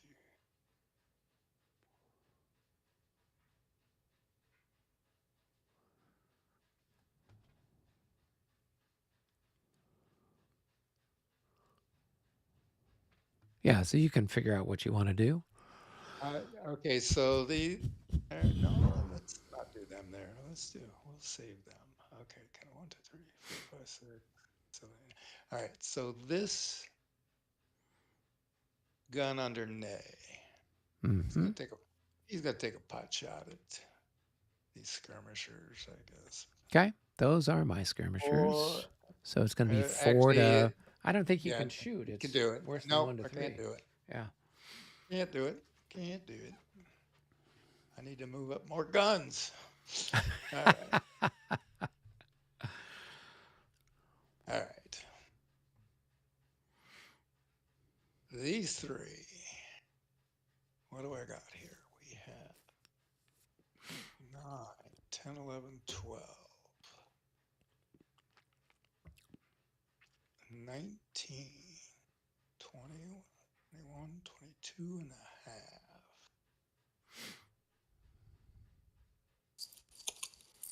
Okay. 2 and a half was 31. Half, which would be rounded. That's 32, and that doesn't have range. All right, so I have 32.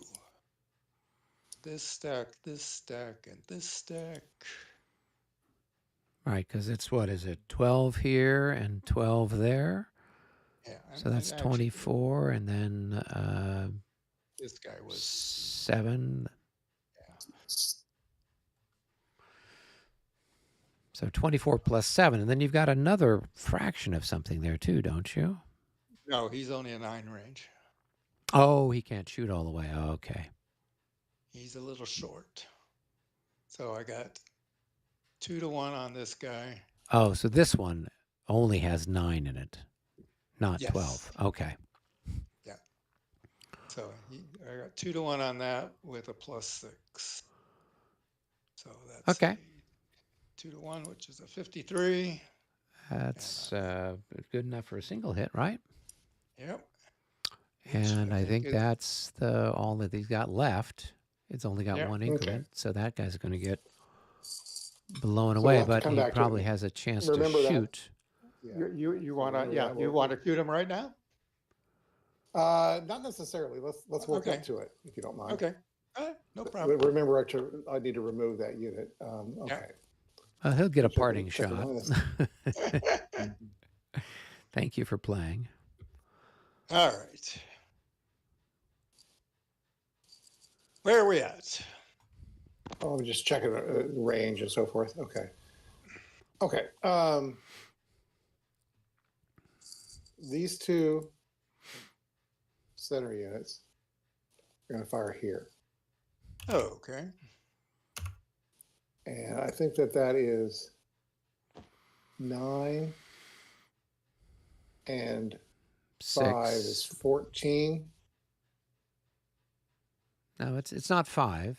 It's 6. Because I'm adding my fire. I'm adding my firepower. right. This guy has got a value of 6. Right, because they're 3 increments. Oh, does he have 3? Yes. Yeah, all of our two. big guns have got 3. So it's basically he's lost 1/3. So Yeah. 15. So it's Yep. 2.5 to 1, I believe. Yep. With a plus And- 5. And that'll be plus. Well, you get 2.5 from the one in here because he is within the 9 range of that. Of the one that's straddling it, you get 2.5 from that. Rounds up to 3. Right. Oh, okay. So 3 to 1 plus 5. Here we go. Oof. Oh, That's at least 2 hits. you needed a leader in that hex.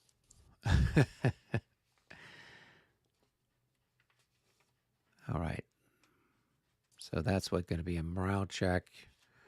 Yep. It's just A two hits. -6, another -6, but a +6 for being in square. So just a -6 altogether. Increment lost. Increase. There we go. And what do we want? 2. Mitch, you have an ammo marker on the Great Redoubt. You can probably remove it. All right. Thank you. And boom. Let's see. Well, no. Oh, Yeah, you're right. You're right. So they're going to disorder, Dave. They're going to disorder. Not surprised. Not having taken that much abuse. And then I believe I get at least some ricochet. Well, you don't get any ricochet from the redoubt. From this hex, you get half value on that. 1 to 1.5. Maybe. There's a hit. Damn. Maybe. Wow. The Russians. So are that's hot a with the morale check artillery. with a -6 for being half dead, but a +6 for being in square. Oof, they're disordered. Oh! I'm glad you weren't rolling Yes. like this last night at Zorndorf, David. We'll have to tell Michael that that all of our bad rolls showed up at Moscow. Tonight. Yeah. Let's see. Morale disorder. Okay.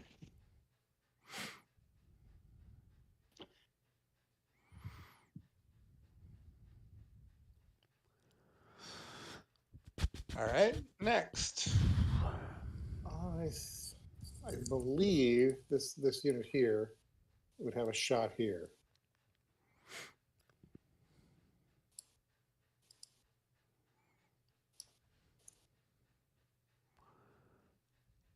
So 9 to 9 to 14.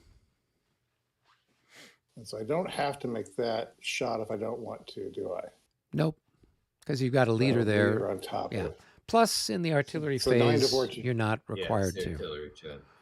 Yeah. Oh, okay. So at 1 to so that's 9. That's like 1 to 2. I think I'll pass on that shot. You still have this I have this guy who free- gets his I- parting shot. Yeah. And I believe he can shoot. Let's see. He may or may not have anything because he's half of I his think he's got usual a shot ability. here, or maybe here. Well, but remember, it's got to Right. be 1 to 3 or better, right? Right. So fair he's enough. only Let me got, flip it over, so- he's basically got 2.5, right? Oh, 2.5. 1, 2, 3, 4, 5, Yeah. 6, 7, 8, 9. So he could fire there, but 2.5 to 9 Let's do that. isn't good enough. Now he could fire here. Rounds up to 3. Rounds up. Oh, it rounds up. But you could fire on this guy, right? Couldn't you? 1, 2, 3, 4, 5, 6, 7, 8, 9. Yeah, so that's a. I think the Yeah, we'll fire take that defense shot. might be better on those guys. It's a miss. Yeah. Done deal. Okay, and then go put him in the battery box.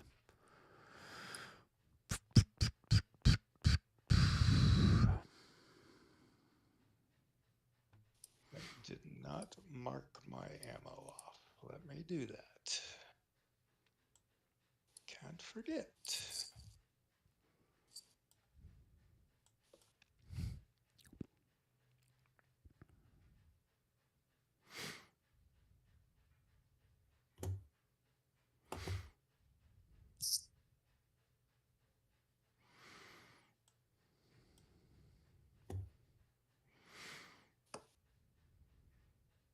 Okay.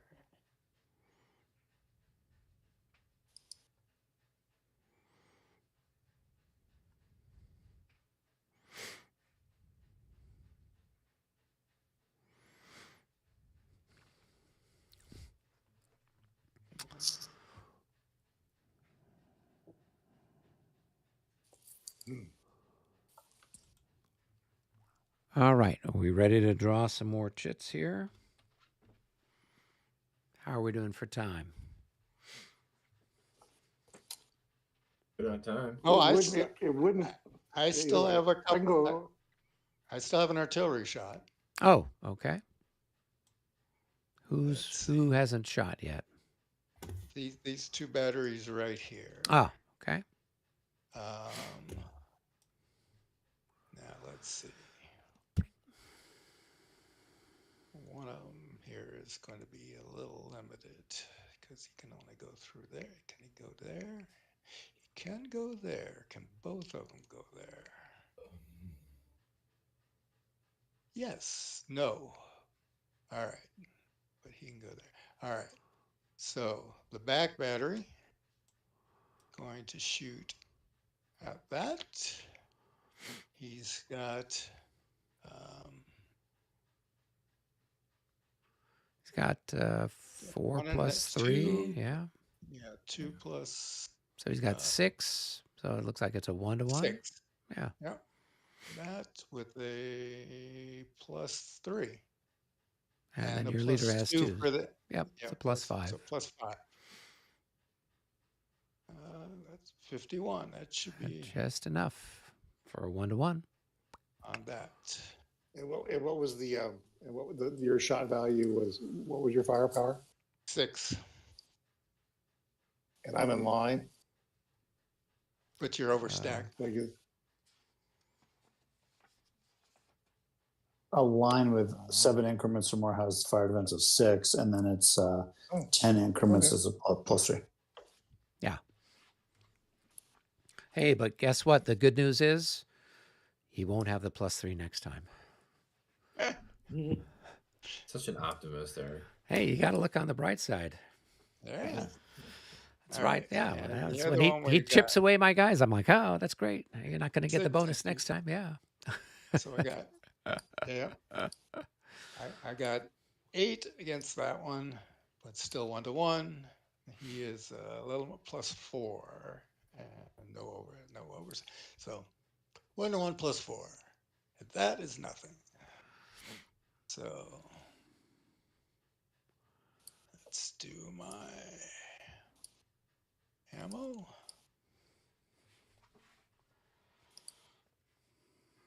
Munition.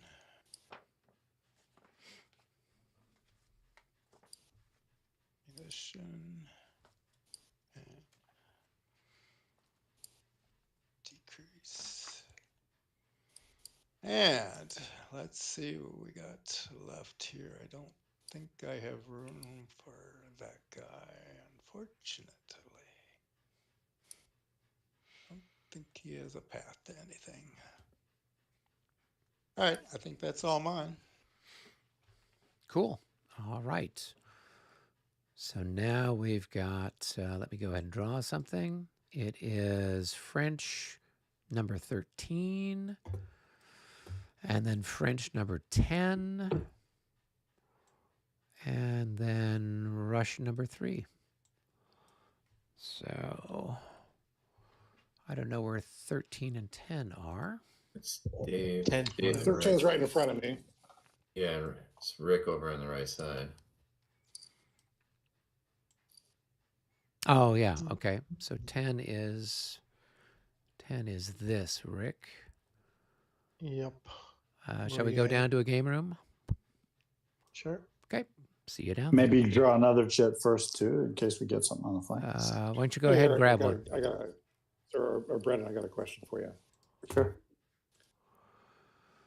Boop, boop, boo.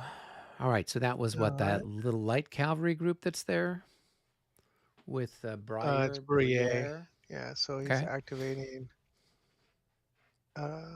Nowinski and Henry. Okay.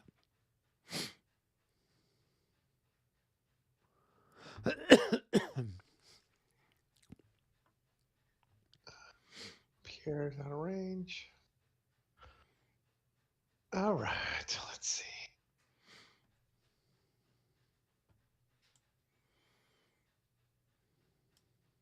Can I move? I don't think I can move through artillery, right? No.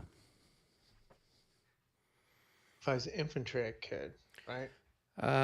Yes. But it still cavalry represents X number of Exactly. infantry equivalent. Yeah. Okay. Yeah, I think if the artillery is unlimbered, you might be. I mean, if it's limbered, you might be able to move through it. I can't remember.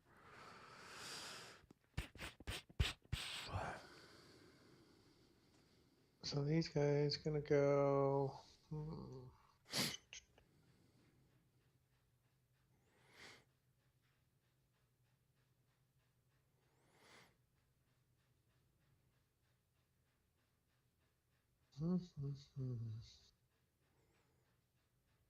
That has 15 in it.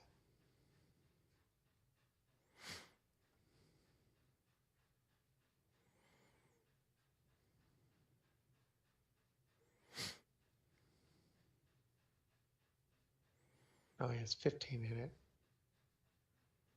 So that leaves him room for 3. Had you done 2, that'd leave me room for 4.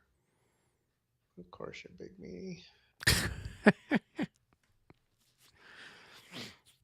Hey, you're just lucky you moved your leaders out of the way.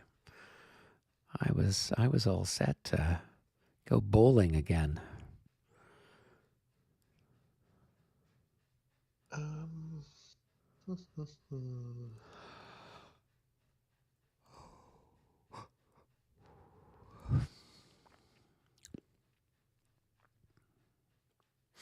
Guess I'll move that guy to there. Cool.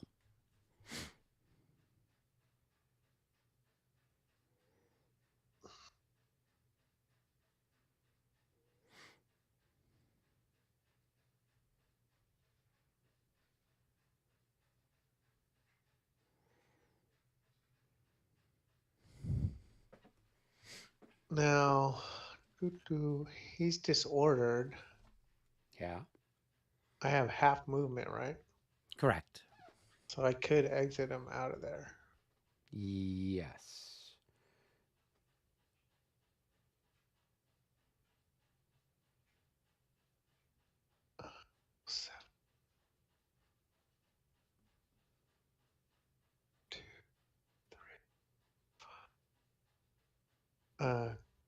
Cavalry and brush 4 or 5? 4.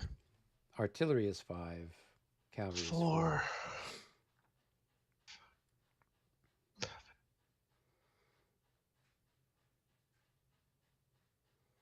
I don't pay an extra movement point for being in line, right? Cavalry.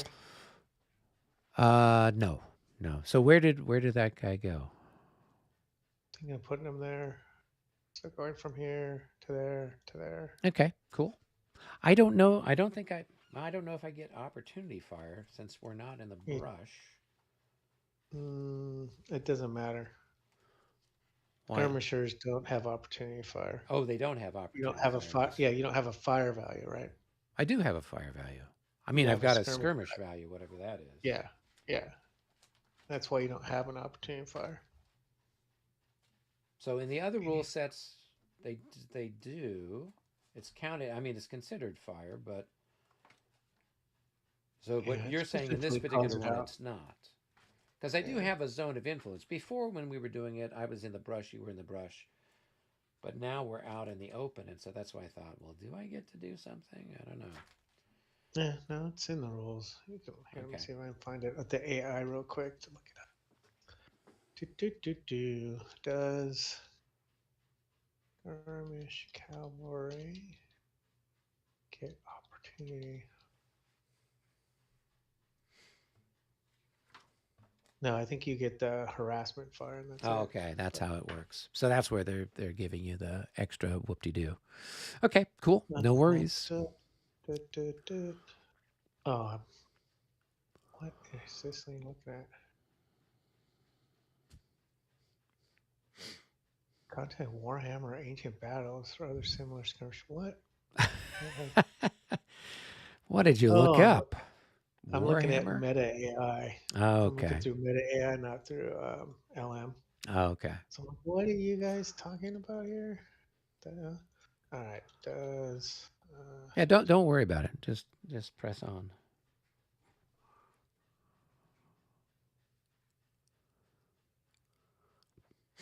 it's hard for me to do that. It's hard, I tell you. It's hard.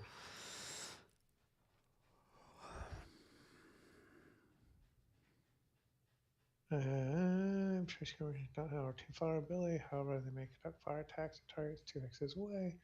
Cavalry skirmishers do not have opportunity strength that can be used for opportunity fire, but they do have skirmish fire that can be used to conduct harassment fire or harassment attack. Okay. That answers that question. It says infantry skirmishers do not have opportunity fire ability. We'll have to look that up. Yeah, definitely. Anyways, if we keep playing Regs XXX. Well, I know some people really, Brennan really honestly, likes it, and yeah, no, I like it too. yeah, Honestly, but it just has some interesting things associated to it. yeah. This guy's gonna move up.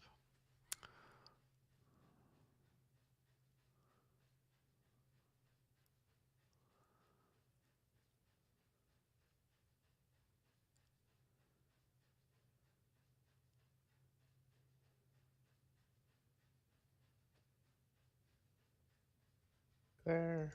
Well, the cavalry can't move because they're not part of that command. Right? Oh, the Valance heavy cap guy? Yeah. Sorry. The dragoons or the crosshairs, whoever they are. Yeah. Yeah. You're totally correct. Thank you. So yeah, I think done there. Fourier has artillery. 3. So he's gonna go 1, 2, 3. Doot. 4, 5. So, yeah. So now I don't know. I think I don't think I can move because you've got a cavalry unit adjacent to me, right? No, the cavalry adjacent to you stops you from making me pay extra movement points to go in. Oh, so I can You have no still move opportunity away. fire. I believe you could still move away. Now, whether I get an opportunity charging or not, I don't know. Because I'm in the clear. Well, you're welcome to opportunity charge me because I'm in the brush. So you move forward, and that would be the extent of it. Correct.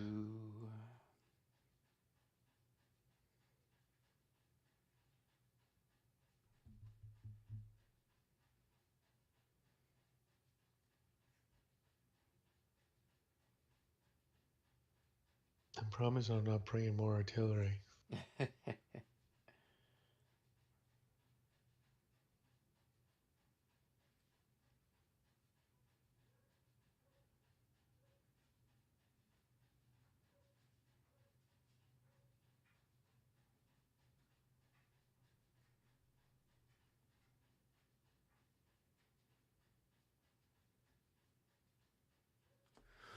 Yeah, so I can, when you bring the guns up before you unlimber them, because you came adjacent to me, I can move that guy back.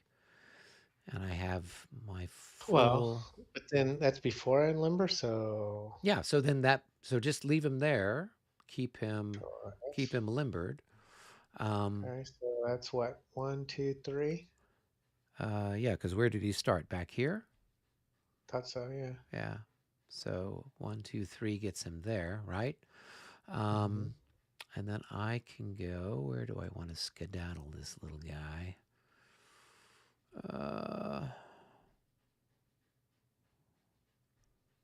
So I can then go 1, 2, 3, and 4, and have this guy over here like this. Okay, well, I can't get that far. No. 3. So that's kind of mean of you. 3. Well, I'm 4, doing what I can. 5.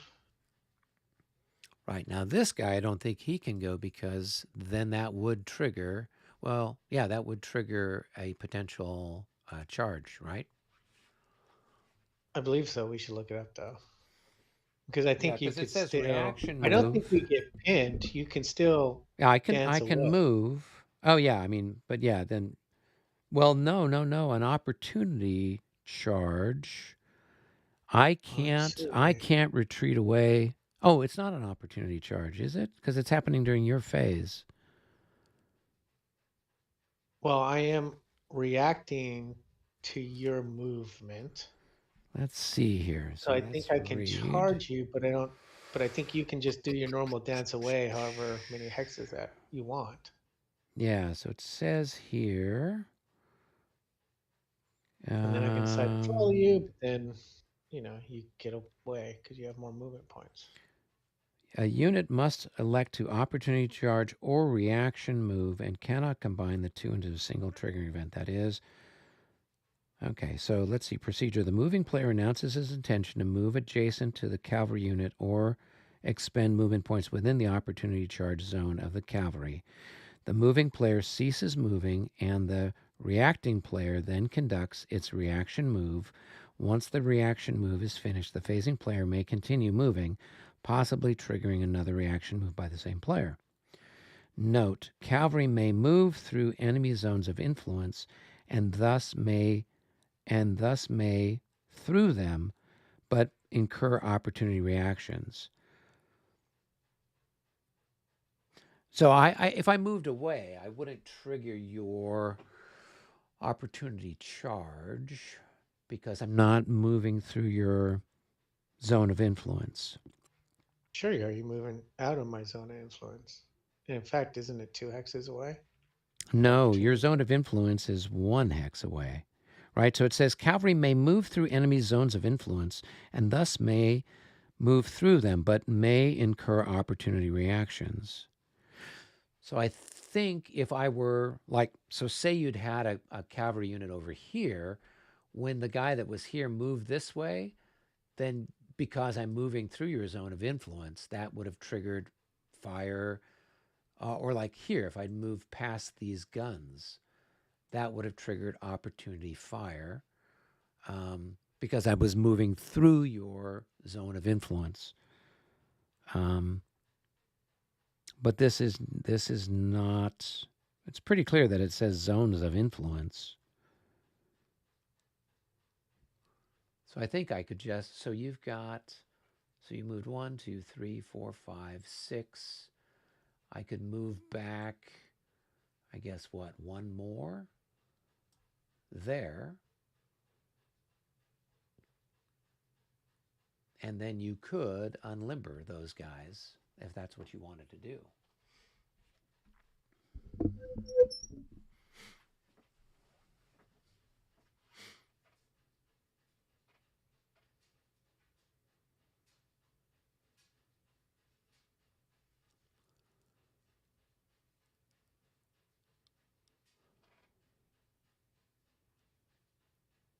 But you wouldn't be able to move them any further forward because now that I'm not adjacent to your cavalry, that would cost you 4 hexes to move into.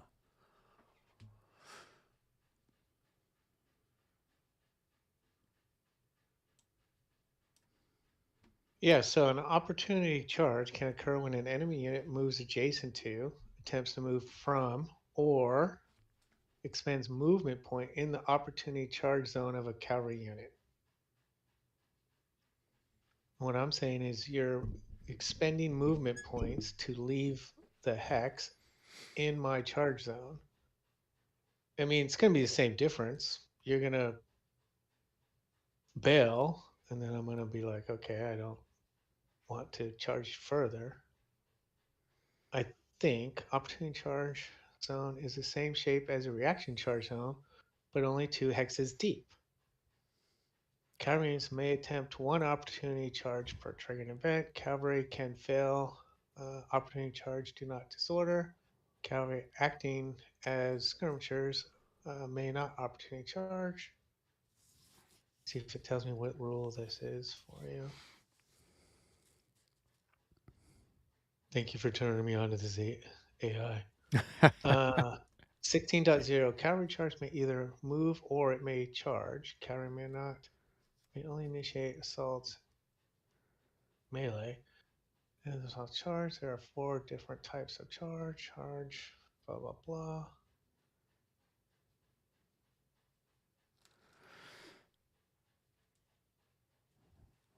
Free. Oh, that's just talking about charges. So what? I would need to move back a second hex? So then I'd be out of your charge zone? Or or is it a case where you even want to charge him? Cavalry acting as where were What's we? going on over here? He's moving his infantry. I'm not his infantry, but his stuff. Artillery. So we're trying to figure out how the reaction move thing works in conjunction with opportunity reactions. So it said something about cavalry can move through enemy zones of influence, and that would then trigger opportunity reactions. But I'm not sure if you're leaving a enemy zone of influence, if that would trigger an opportunity reaction. Yeah. It Yes, does. it does. Okay. All right. So just by virtue of him pulling back, that would then could trigger a opportunity charge from that guy. Yes. Okay. And so how does that work now? Because he's got a charge range of 2. So if I move back 3 hexes, he can't reach me. I don't understand how it works. It's believe it describes it pretty succinctly in there. Oh, you're playing that describes pretty succinctly in there, Mr. Napoleon. All right, so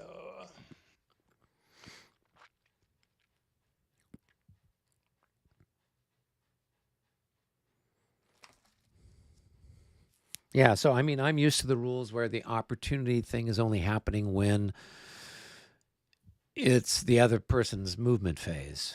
And so that's why I'm not sure how this, like in 5th edition and whatever else. So reactive cavalry may only make opportunity on active enemy units while they are moving, not charge movement, which can be reaction charge.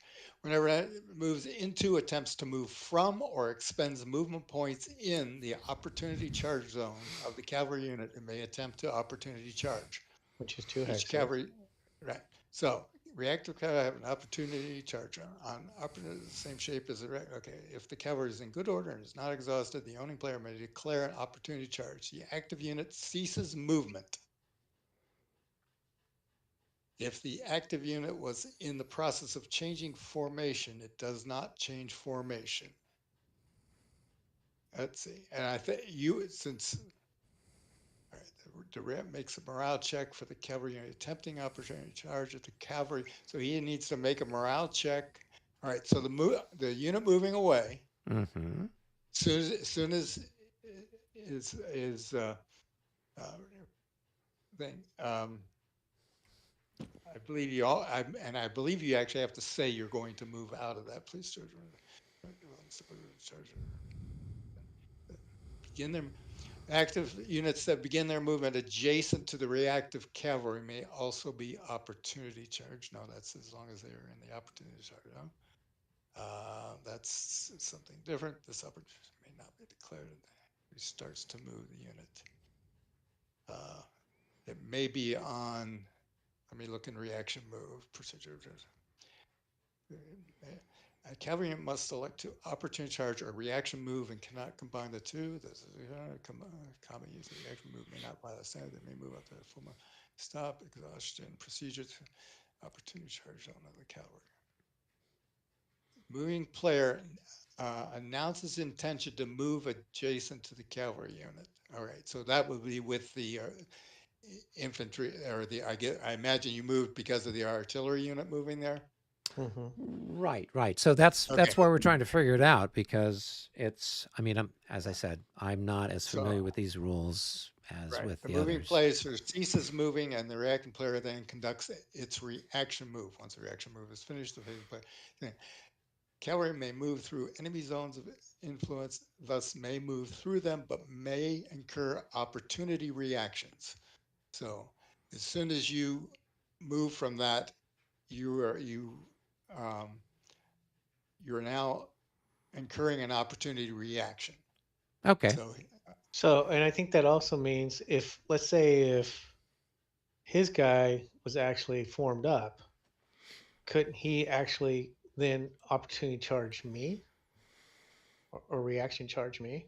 Yeah, but I'm It's a not. chain But reaction. I'm in skirmish. So Yeah, I'm saying if you were formed up. Yeah, if I were formed up, then I could, I guess, reaction charge your opportunity charge. I guess I don't know. Yeah. It gets complicated. Yeah, it gets complicated. So you may first. So the reacting player, which is now, since you're doing the opportunity charge, you must. Yeah. That's makes a morale check for the cavalry unit attempting, and the reacting player makes a all right. You make a morale check for the cavalry unit attempting the opportunity charge. Okay, so Easy. make a morale check. Okay, so they pass.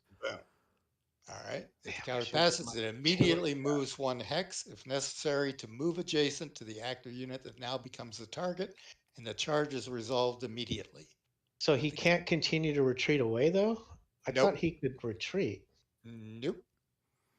This is the only way you can catch them. Interesting. So at this point, Right. So then I guess now we do combat. Yep. So I'm going to have, since I'm in skirmish order, so I'm going to be 6 to your.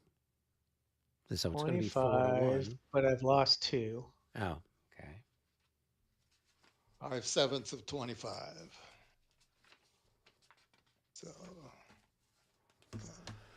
So they're worth about almost 4 each, right? Yep.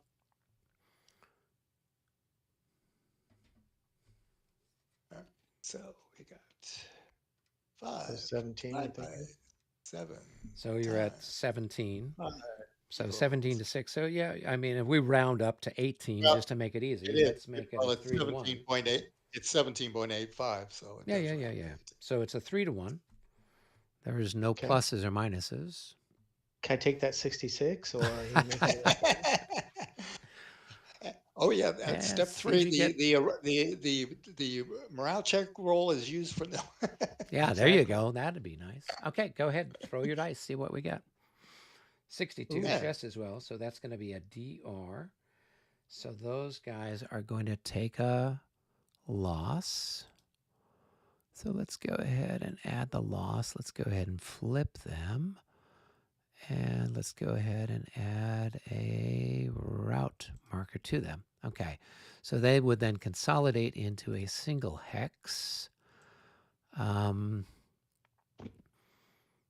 then they are moving away from, so I don't know how does that work. So I move here, 1, 2, 3, 4, that's going to be 8, and then that's going to be 12, 16. Do cavalry move at 1.5, or is it only infantry? They also move at 1.5. Yes. Okay, 16, 17, 18, 19, 20, I guess, moves them that way. Yeah. Okay. That looks like a valid move to me. Cool. All right. So then now are your guys marked as tired or exhausted? What, did I That's roll what a I'm looking recall? at. I should be Let's see. tired. I don't think I'm bug. Charge. Okay. So he's going to get a Although I cavalry. could be affected. You'll get a cavalry regroup. Let's see. 9.1.3 is the way that. Let's see what that's. 19.1.3 says. That's the cavalry chart. Calculate believe resolution. Okay. So 19.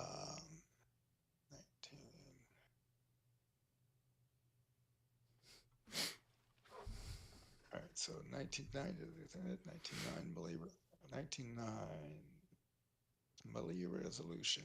Okay, cavalry bounce we've got. All right. Cavalry bounce, no cavalry advance after charge. The target of the charge vacates its hex. The cavalry must advance into the vacant hex. The advance after charge is conducted prior to any potential pursuit. Cavalry units in a multi-hex line must consolidate to occupy the target's hex if necessary. Consolidation may trigger opportunity reactions. I don't think you've got anybody that can opportunity reaction. All right. Pursuit when the target is infantry or artillery. Okay, we have it is not. It's cavalry. Cavalry does not pursue cavalry. Then now we move to cavalry. Let's see. Number of hex cavalry. There was no pursuit. Restrictions. Cavalry may not pursue. Ends upon the cavalry and the enemy. If they're retreated through a friendly stack. So it looks like you have regroup as usual, right? I'm looking at it here. Yep. 1918. So whatever I don't know how the regroup thing works. I think it's 5. When a charge including reaction you've got 5 movement points. Is finished, both attacking and defending cavalry which do not route, recoil, or bounce may have a cavalry regroup. Each stack may expend up to 5 movement points to move away from their current location. Cavalry regroup is voluntary and may trigger opportunity reactions. Yep. So you have 5 movement points to go somewhere exciting. Readiness reduction. Cavalry units are marked with tired or exhausted as appropriate. Charge marked after this retreats. I don't think he's disordered, so he is just marked tired because an opportunity charge just gets 1. So why would he be marked as disordered? Is that a common thing not. that happens? Infantry. No, and if you get a bounce, you're going to end up disordered. Oh, okay. And stuff, but just a regular win like that, you do not end up disordered. Cool. I learn something new every day. Let's see, what can we do? Can we? So you got 5 movement points.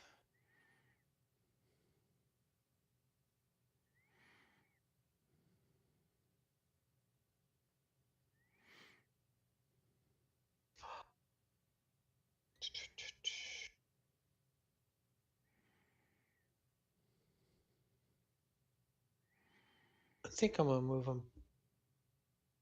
Over there.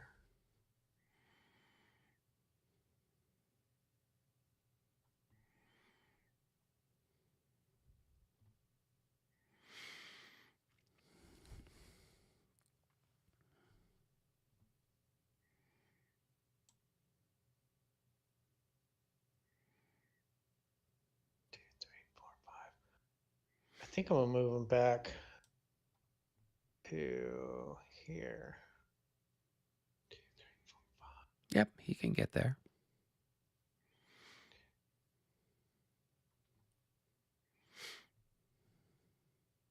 Now, this guy still has movement. Yeah, I know. Okay.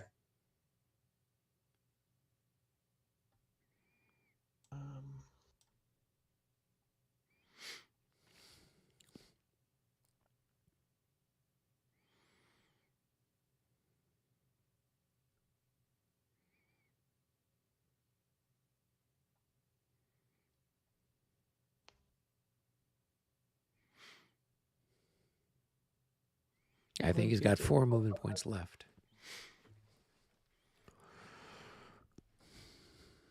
Where's Henry at before I do that?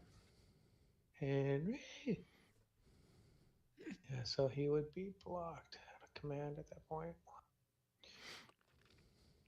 Okay.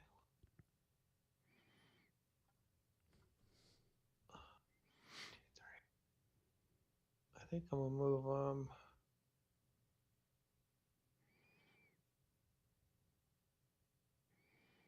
here.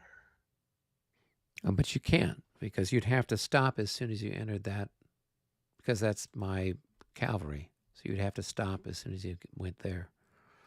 So you can go around this way.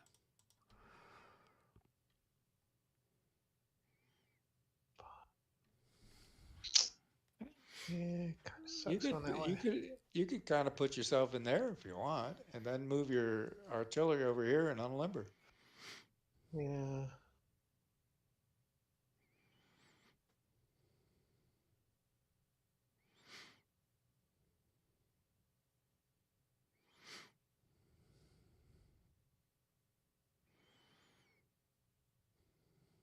I get spanked. All right. 2, 3, 4, 6. So I'm moving All right, there. when you move there, then this guy can pull back there. Mhm. Well, I mean, I don't. No, I can't do anything because I'm in brush. Yep. All right. So 6. And you still have enough. You can still unlimber those guns, though. Yeah. And I'd face them this way. Yeah, I'm tempted to like do that so I can shoot. Unlimber. Oh my god. Get back. Okay. Cool. I think that's it for Yay. Where's Henry? Henry is back here, right? Isn't he stacked with Bruyere? Yeah, he's right there. Yeah. So he can reach everybody. Checking my command stuff. Okay, I think I'm done. Cool. Dare I ask what we're on now? Boy, they've been having fun up there, wasn't it? They have. Let's see. So, gosh, French number 2. I think that's another one of yours. Well, then did 3 go? 3 is somebody else. I don't know who's number 3. I'm not number 3. So it's Mitch or somebody else, right? That was Mitch. He went, yeah. So we're over to number 2. Yeah. All right. Well, Unless stay here and that's my stuff. Yep. All right. Valence.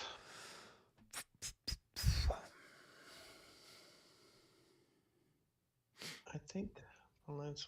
Just a question. What happened to the Cossacks that were here? They retreated. They retreated. Okay. Yep. Because when he moved his guns up there, they pulled back, but he couldn't countercharge or reaction charge because of the brush. That's brush. Yeah. Yeah.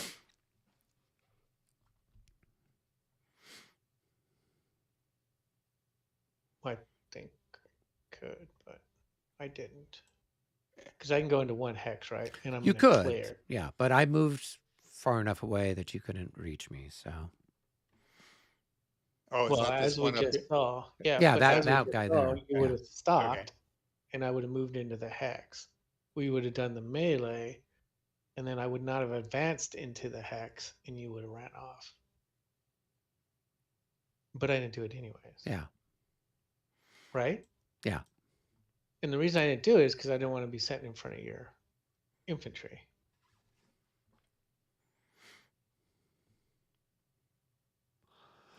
I'm afraid of your infantry. All right, Valence. Mm-hmm. What am I going to do with Valence?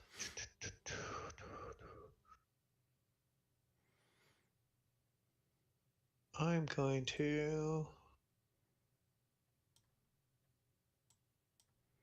move that cavalry there.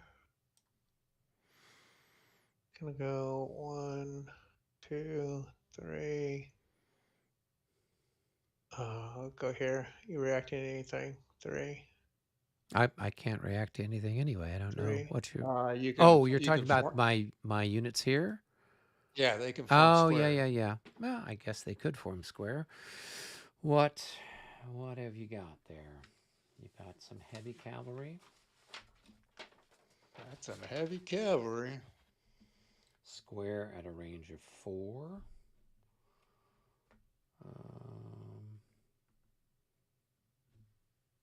Are those in the Moscow charts, or is that in the? No, yeah, that's it's in on the Moscow charts. charts. Yep.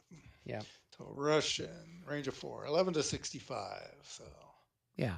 Yeah, because I think I got a line inside of you because I can see you through my yeah, you can through my see through stuff. skirmish. Yep. So Yep. yeah, we'll roll for those guys first, and they square up. Let's see if I can find a square marker for them, and then these guys here, and they square up. Cool. All right. 4. 5. Mm-hmm. 6. Mm-hmm.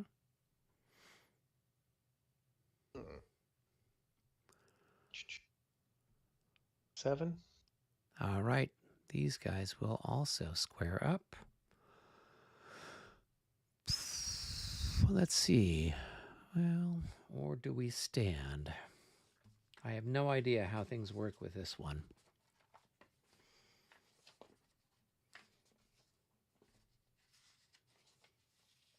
How does it work for standing?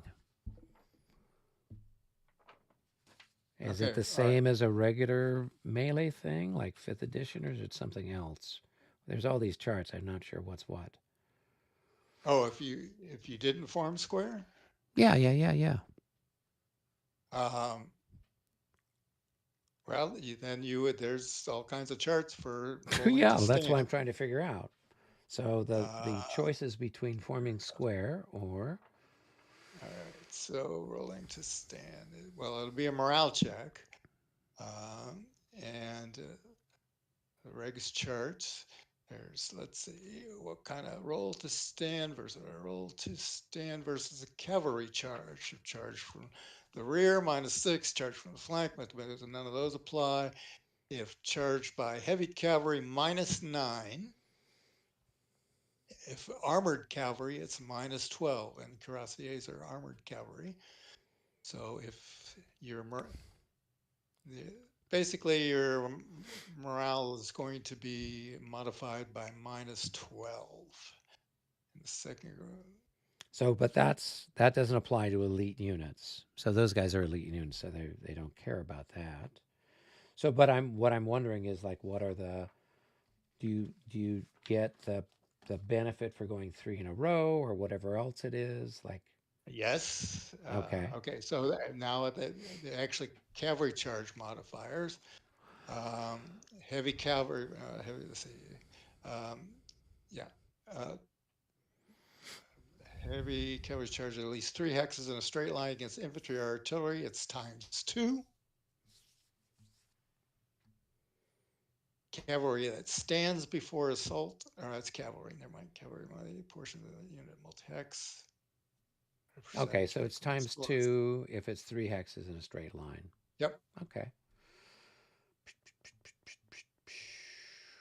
All right. And then how does the whole thing with squares work with this? Is the fire nerfed because it's opportunity fire, or do we get to fire normally? The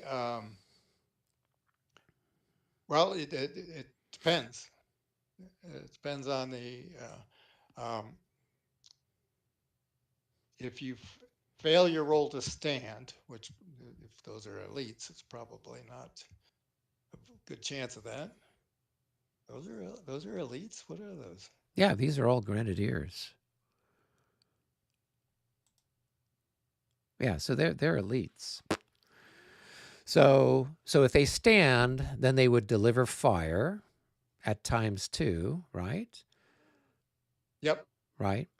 And then whatever the damage they do is then going to be have a modifier on the combat roll thing, right? Yep. And so if you are doubled, I'm going to presume you're probably 30 something. It's going to be 60 something. So you're probably at 3-to-1 odds, doubled. But you'll probably have a couple of minuses because those guys are going to be firing at like 32 to, what are you, 32 to 6 there? Or I don't, yeah, so it's going to be 5-to-1. So depending on how we roll, now if we roll really badly, well, at 5-to-1, we're guaranteed at least one hit.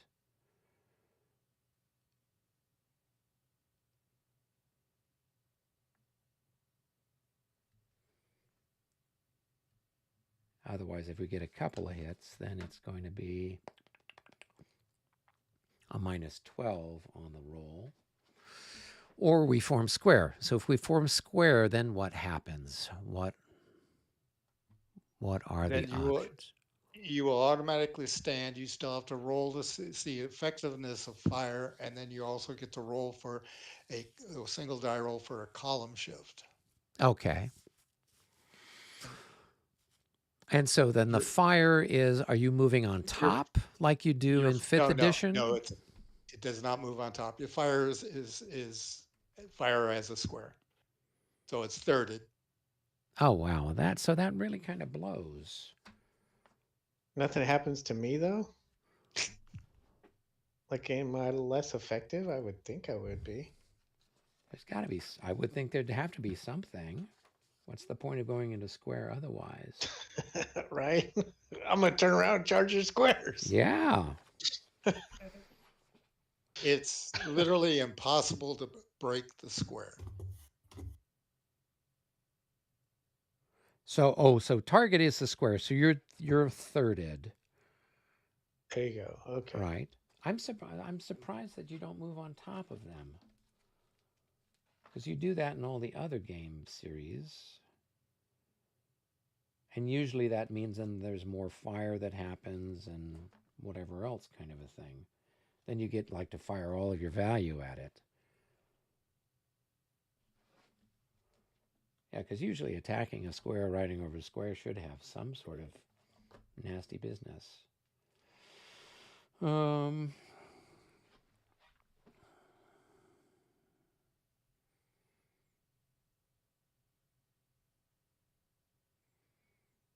So you can fire up to 9 increments of infantry in addition to any artillery.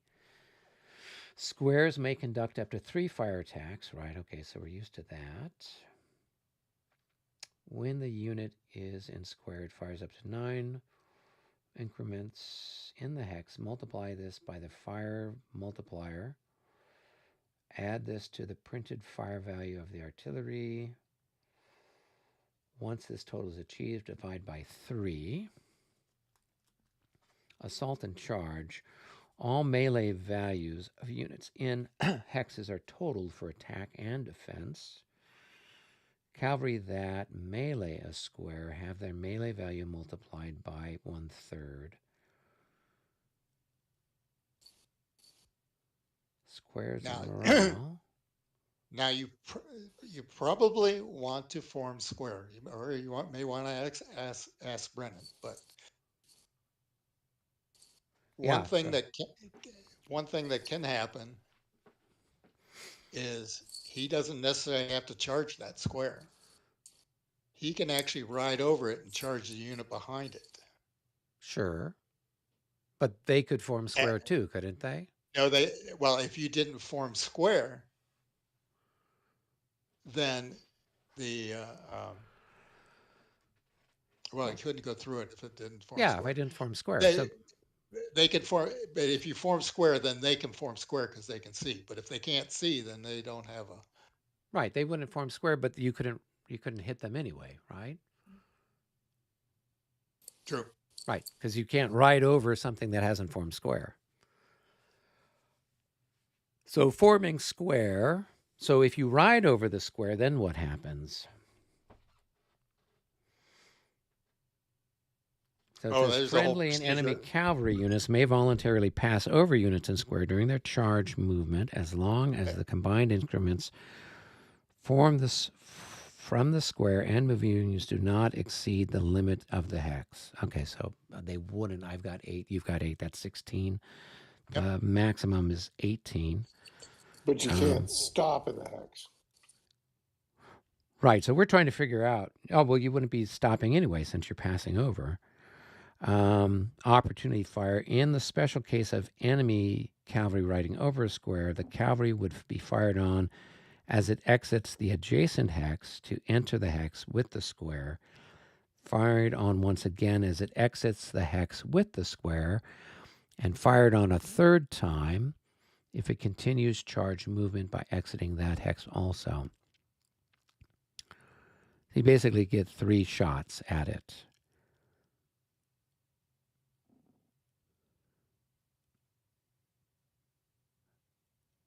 And that's where then it's firing at 1/3. Is it firing at 1/3 its value? Yes, okay. It says 3 times. You know, in all the increments. So 8 increments.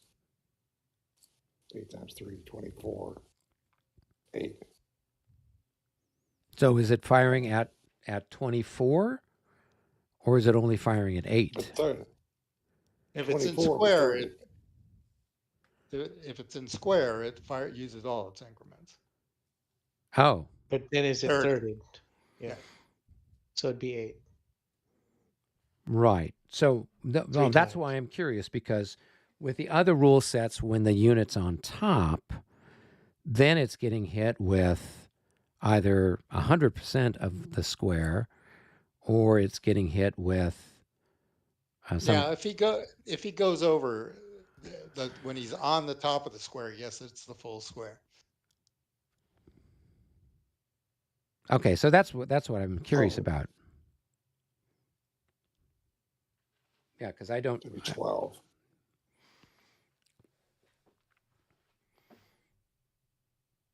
Eight times 3 halved. Well, why is it halved? Opportunity, it's because you're moving. Opportunity fire. Oh.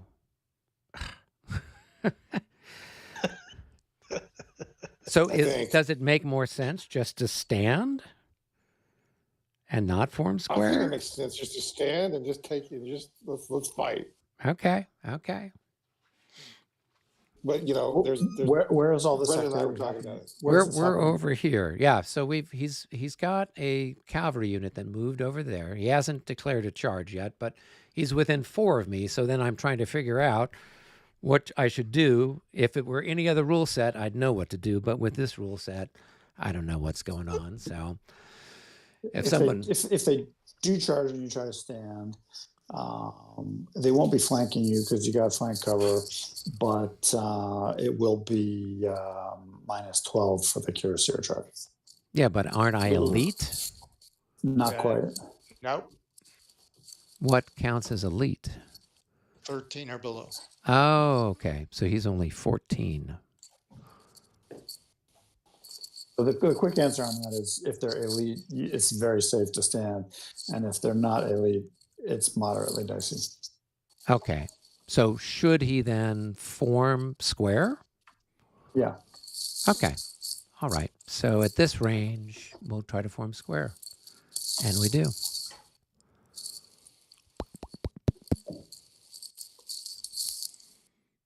Cool.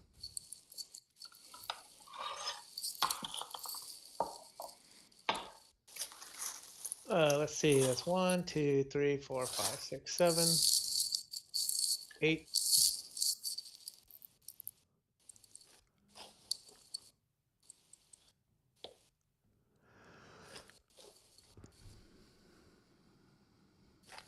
So now you're Did your one other behind stack do that. anything? Well, let's see. I don't know. What was he? Is he elite or not? I didn't look. I don't know. I don't look at enemy units. Oh, yeah, he's elite. Ooh, that's good stuff. That's the Lifeguard Grenadiers and the Pavlov Grenadiers. They're both top notch. Okay. And then what about the unit that's on the flank there, behind the square? What about him? Is he doing anything? No. Okay. Let's see. Or is that 1, 2, 3, 4, 5, 10?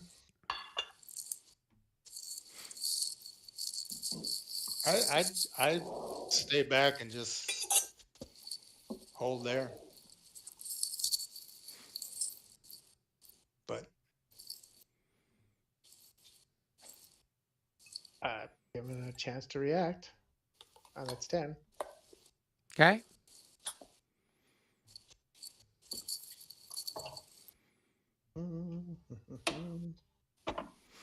I will now. So you don't want me to charge? Fucking Napoleon.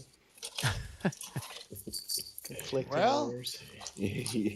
well, if you would have, if you wanted to charge, you would have charged from 1 hex back. Depends on what I'm charging.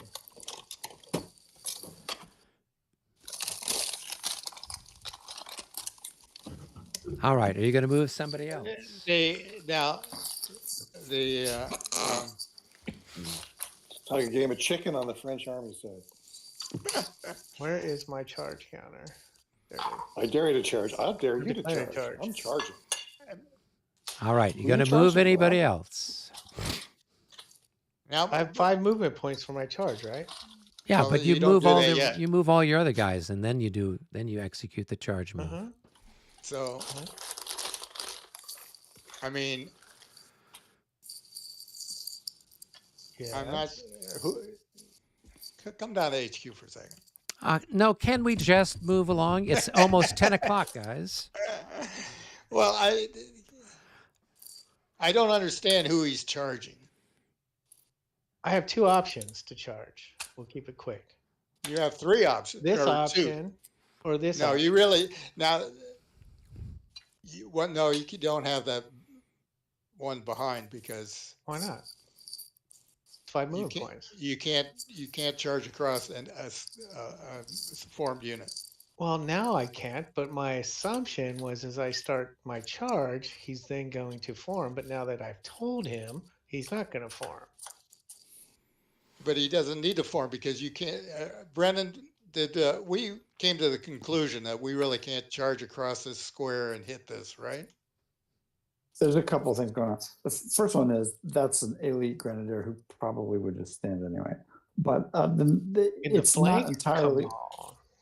not entirely clear if you can make a charge over a square if you don't have a clear space beyond it. You probably need a clear space beyond it to get clear because you're not allowed to stop on the first one. You got to go through it. So that's Right. probably not chargeable. And even if you do go through, this guy's light cavalry. He can retreat before combat. No, I was sure. Oh, they kept. Yeah. I mean, so this guy back here, even He's if you, talking this even guy. if everyone was squares and you rolled through, he's light cavalry. He can just skedaddle away. Even if they're hitting the rear? Yeah, they've got a movement. You know, it's 3-factor better than the other guy. Why wouldn't they? Whether it's the rear or the front or anywhere else. If you've got more movement factors, you can always outrun the other guy. All right, then I'm I just mean, gonna go back. unless these rules are equally weird in some way. You were there, so but whatever. But Yeah, I'll go there. That's fine.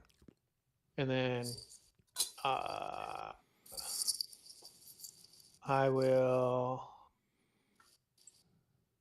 get the shit shot out of me by guns. 1, 2, 3, 4, 5, 6, 7, 8.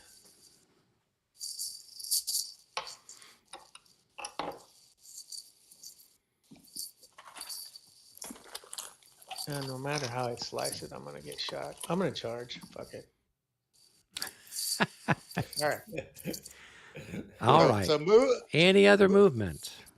Yes. Okay, let's finish up your mood number 2. 1, 2, 3, 4, 5, 6,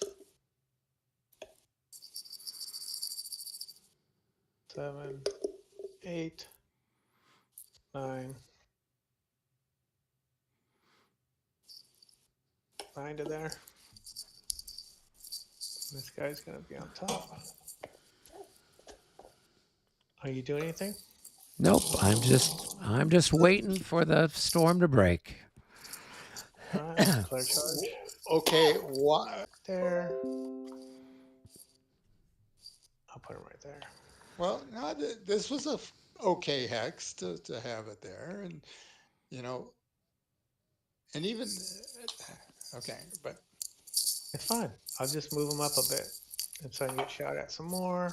I will go ahead and move him to. only one unit can target you. There's only one of 3 units can target you, or 2 units. These guys will all shoot at me. This guy can shoot down the hex mine. No, he can't. You can't Why can't he? shoot at. You can't shoot at you twice. Oh, they can't combine. Right. Oh, nice. Okay. Where's Valence?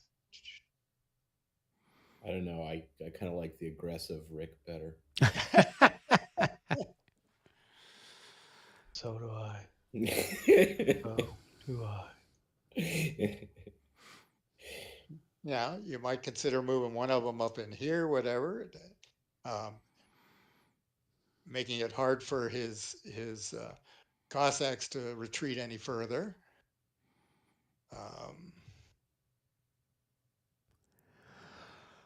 Sure. Then I'm going to this other guy. So if I'm tired and I move, he's not going to get his tired back, right? Oh, he's Saint Germain anyway, so it doesn't matter. You can go half or less and then it recovers. Oh, half. Okay, thank you. I think that's it for Valence. Cool. 1, 2. See, 1, 2, 3. Yeah, move Valence there. Okay, I'm done. Sorry it took so long, guys. No, that's all right. I took a long time too, trying to figure out the upsides of square and standing, whatever, given these weird rules. So, okay, are we ready now to do the charge? Yeah. 1. Anybody reacting? 2. Anybody reacting? Nope. All right, so they go home. So they're attacking the The square. target is the square. Yeah. Okay. So now, do they move on top of the square or not? No. No, you shoot at me right there. Okay. So I've got 24. First, you actually roll to Roll- stand. You roll to stand. Oh, okay. So with a +6, right? Sorry. Plus 12, right? Yeah, it's not a roll to stand. It's a roll to determine if it's effective fire. The square stands against the cavalry in any case. Oh, So okay. yeah, it's a plus 6. Okay, so they pass.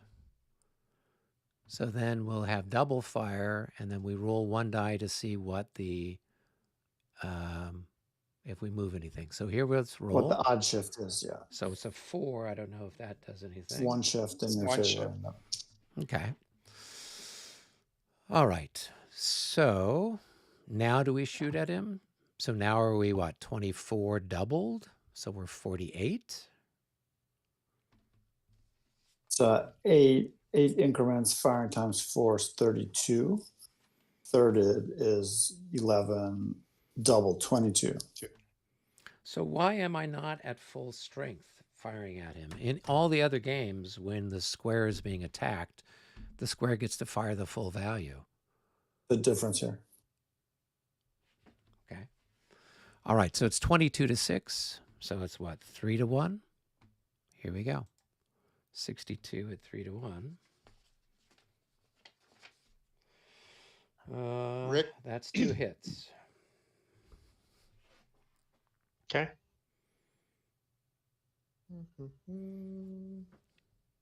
There's actually no morale check. It's just going to be minus 12 on the melee dice. Right. Oh my God. And the attack will be doubled for charging 3 in a straight line, but thirded for hitting the square. And then minus 12. So he's normally 32 and he's taking 2 losses. So he's basically 3/4. 6 times 4, so he's 24. So they're doubled going straight even against a square? Yeah, it's a weird thing in this rule set. Yeah. Okay, another reason why 5th edition is better, in my opinion, but carry on. And then doubled and then thirded. So it's 16 out of 24. Brennan, Yo, would his roll to stand, would that have been affected by the minus 12 for the cuirassiers? unclear. Well, that's why I charged. I thought you said he was affected. Count it. Then count it. I mean, yeah, probably yes, right? Like it's not quite elite. Probably yes. But I form square when he's charging. So it's not what this does. It's a question of effective fire, right? Right. Right. And we're also dealing with a situation we've never dealt with before. Thank you. It was a poor roll, right? Was it like a 13? It was a 13. 13. It Right. probably gets the minus 12 for the armored cavalry, and it does get the plus 6 for the script. Probably minus 6, probably a failure. All right. So you wouldn't get effective fire. Your fire is So just shoot it at half. ordinary, yeah. Half. Okay, so it's 1 hit It's then? it's not double. It's 11. It's 1 hit. It's 1.5 to 1.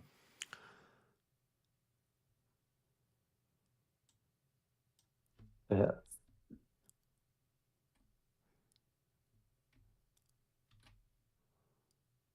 All right. So that changes what? Okay. So he's got the 7/8 of what's your melee value? He's basically 32. 28, right? Thirded is going to be 9. Doubled is going to be 18. Right? Yep. And I'm... Whatever you are. I am going to be 24. So he's going to be on the 1 to 1.5 chart. Right. And it's going to be with Minus 6. and a shift 1. No shift. No shift, 'cause right? Because it no shift. wasn't it wasn't wasn't. effective, yeah. So it's 1 to 1.5 with a minus 6. Roll low. He 35. did. So that's going to be 20, That is going to be a bounce 25. blank. No, it says AD1. Right? A 35 minus 6 is a 25, No, correct? it goes the other way. Oh, a tanker, blah, blah, blah. All right. Yeah. So No. it's going to be AD1. So I don't know what AD1 is. Tanker disorders and goes back 1. And take a hit. Right? Yeah, for leaving zone of control, take a hit. Or sheet 1 and disorder. And then because you lost the fight, you don't get a regroup. Yeah. And exhausted.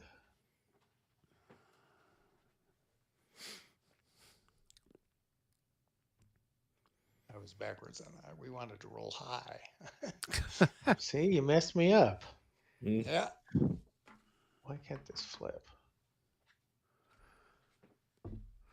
Huh. Okay.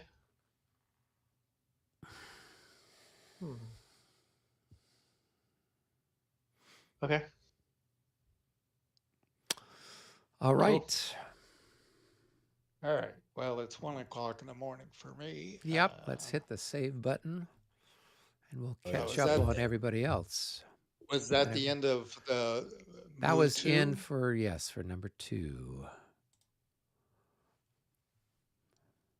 All right. So what do we got? We got 14, 1, 4, French 14, and French 15 to go.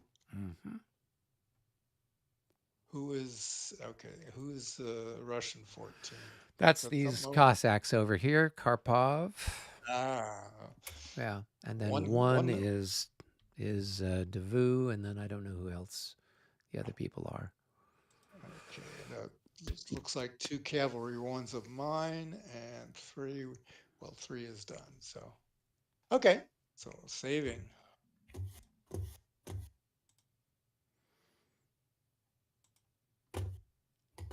Cool. Now, next Monday, I am not going to be available. I will be traveling in Florida. Oh, we should play anyways, because then, yeah, Napoleon's not around. We're gonna have some fun. No, I'm kidding. Okay. So no game next Monday. That's what I'm hearing. Well, I mean, I'm. Or we You guys wanna- could like we could see what we could get done without Dave, kind of like what we did when Rick was absent, right? 13. Are any of his units coming up? There's only 2 more now. Well, yeah. Because what have you got that hasn't gone yet? There's 15, 6, 14. 9, and 14. So 14's pulled up. 15's been pulled up. Right. And I do have specific things. I mean, I could probably take care of them now. Is that going to affect 1? No, it shouldn't affect 1. They're probably pretty quick. So. Well, is that one of the things you can do? Do a log and send the log to this group, and then we can continue off of that log and do the rest. I could do something like that. I could try and do something like that. Okay. Let's give that a try then. So. All right.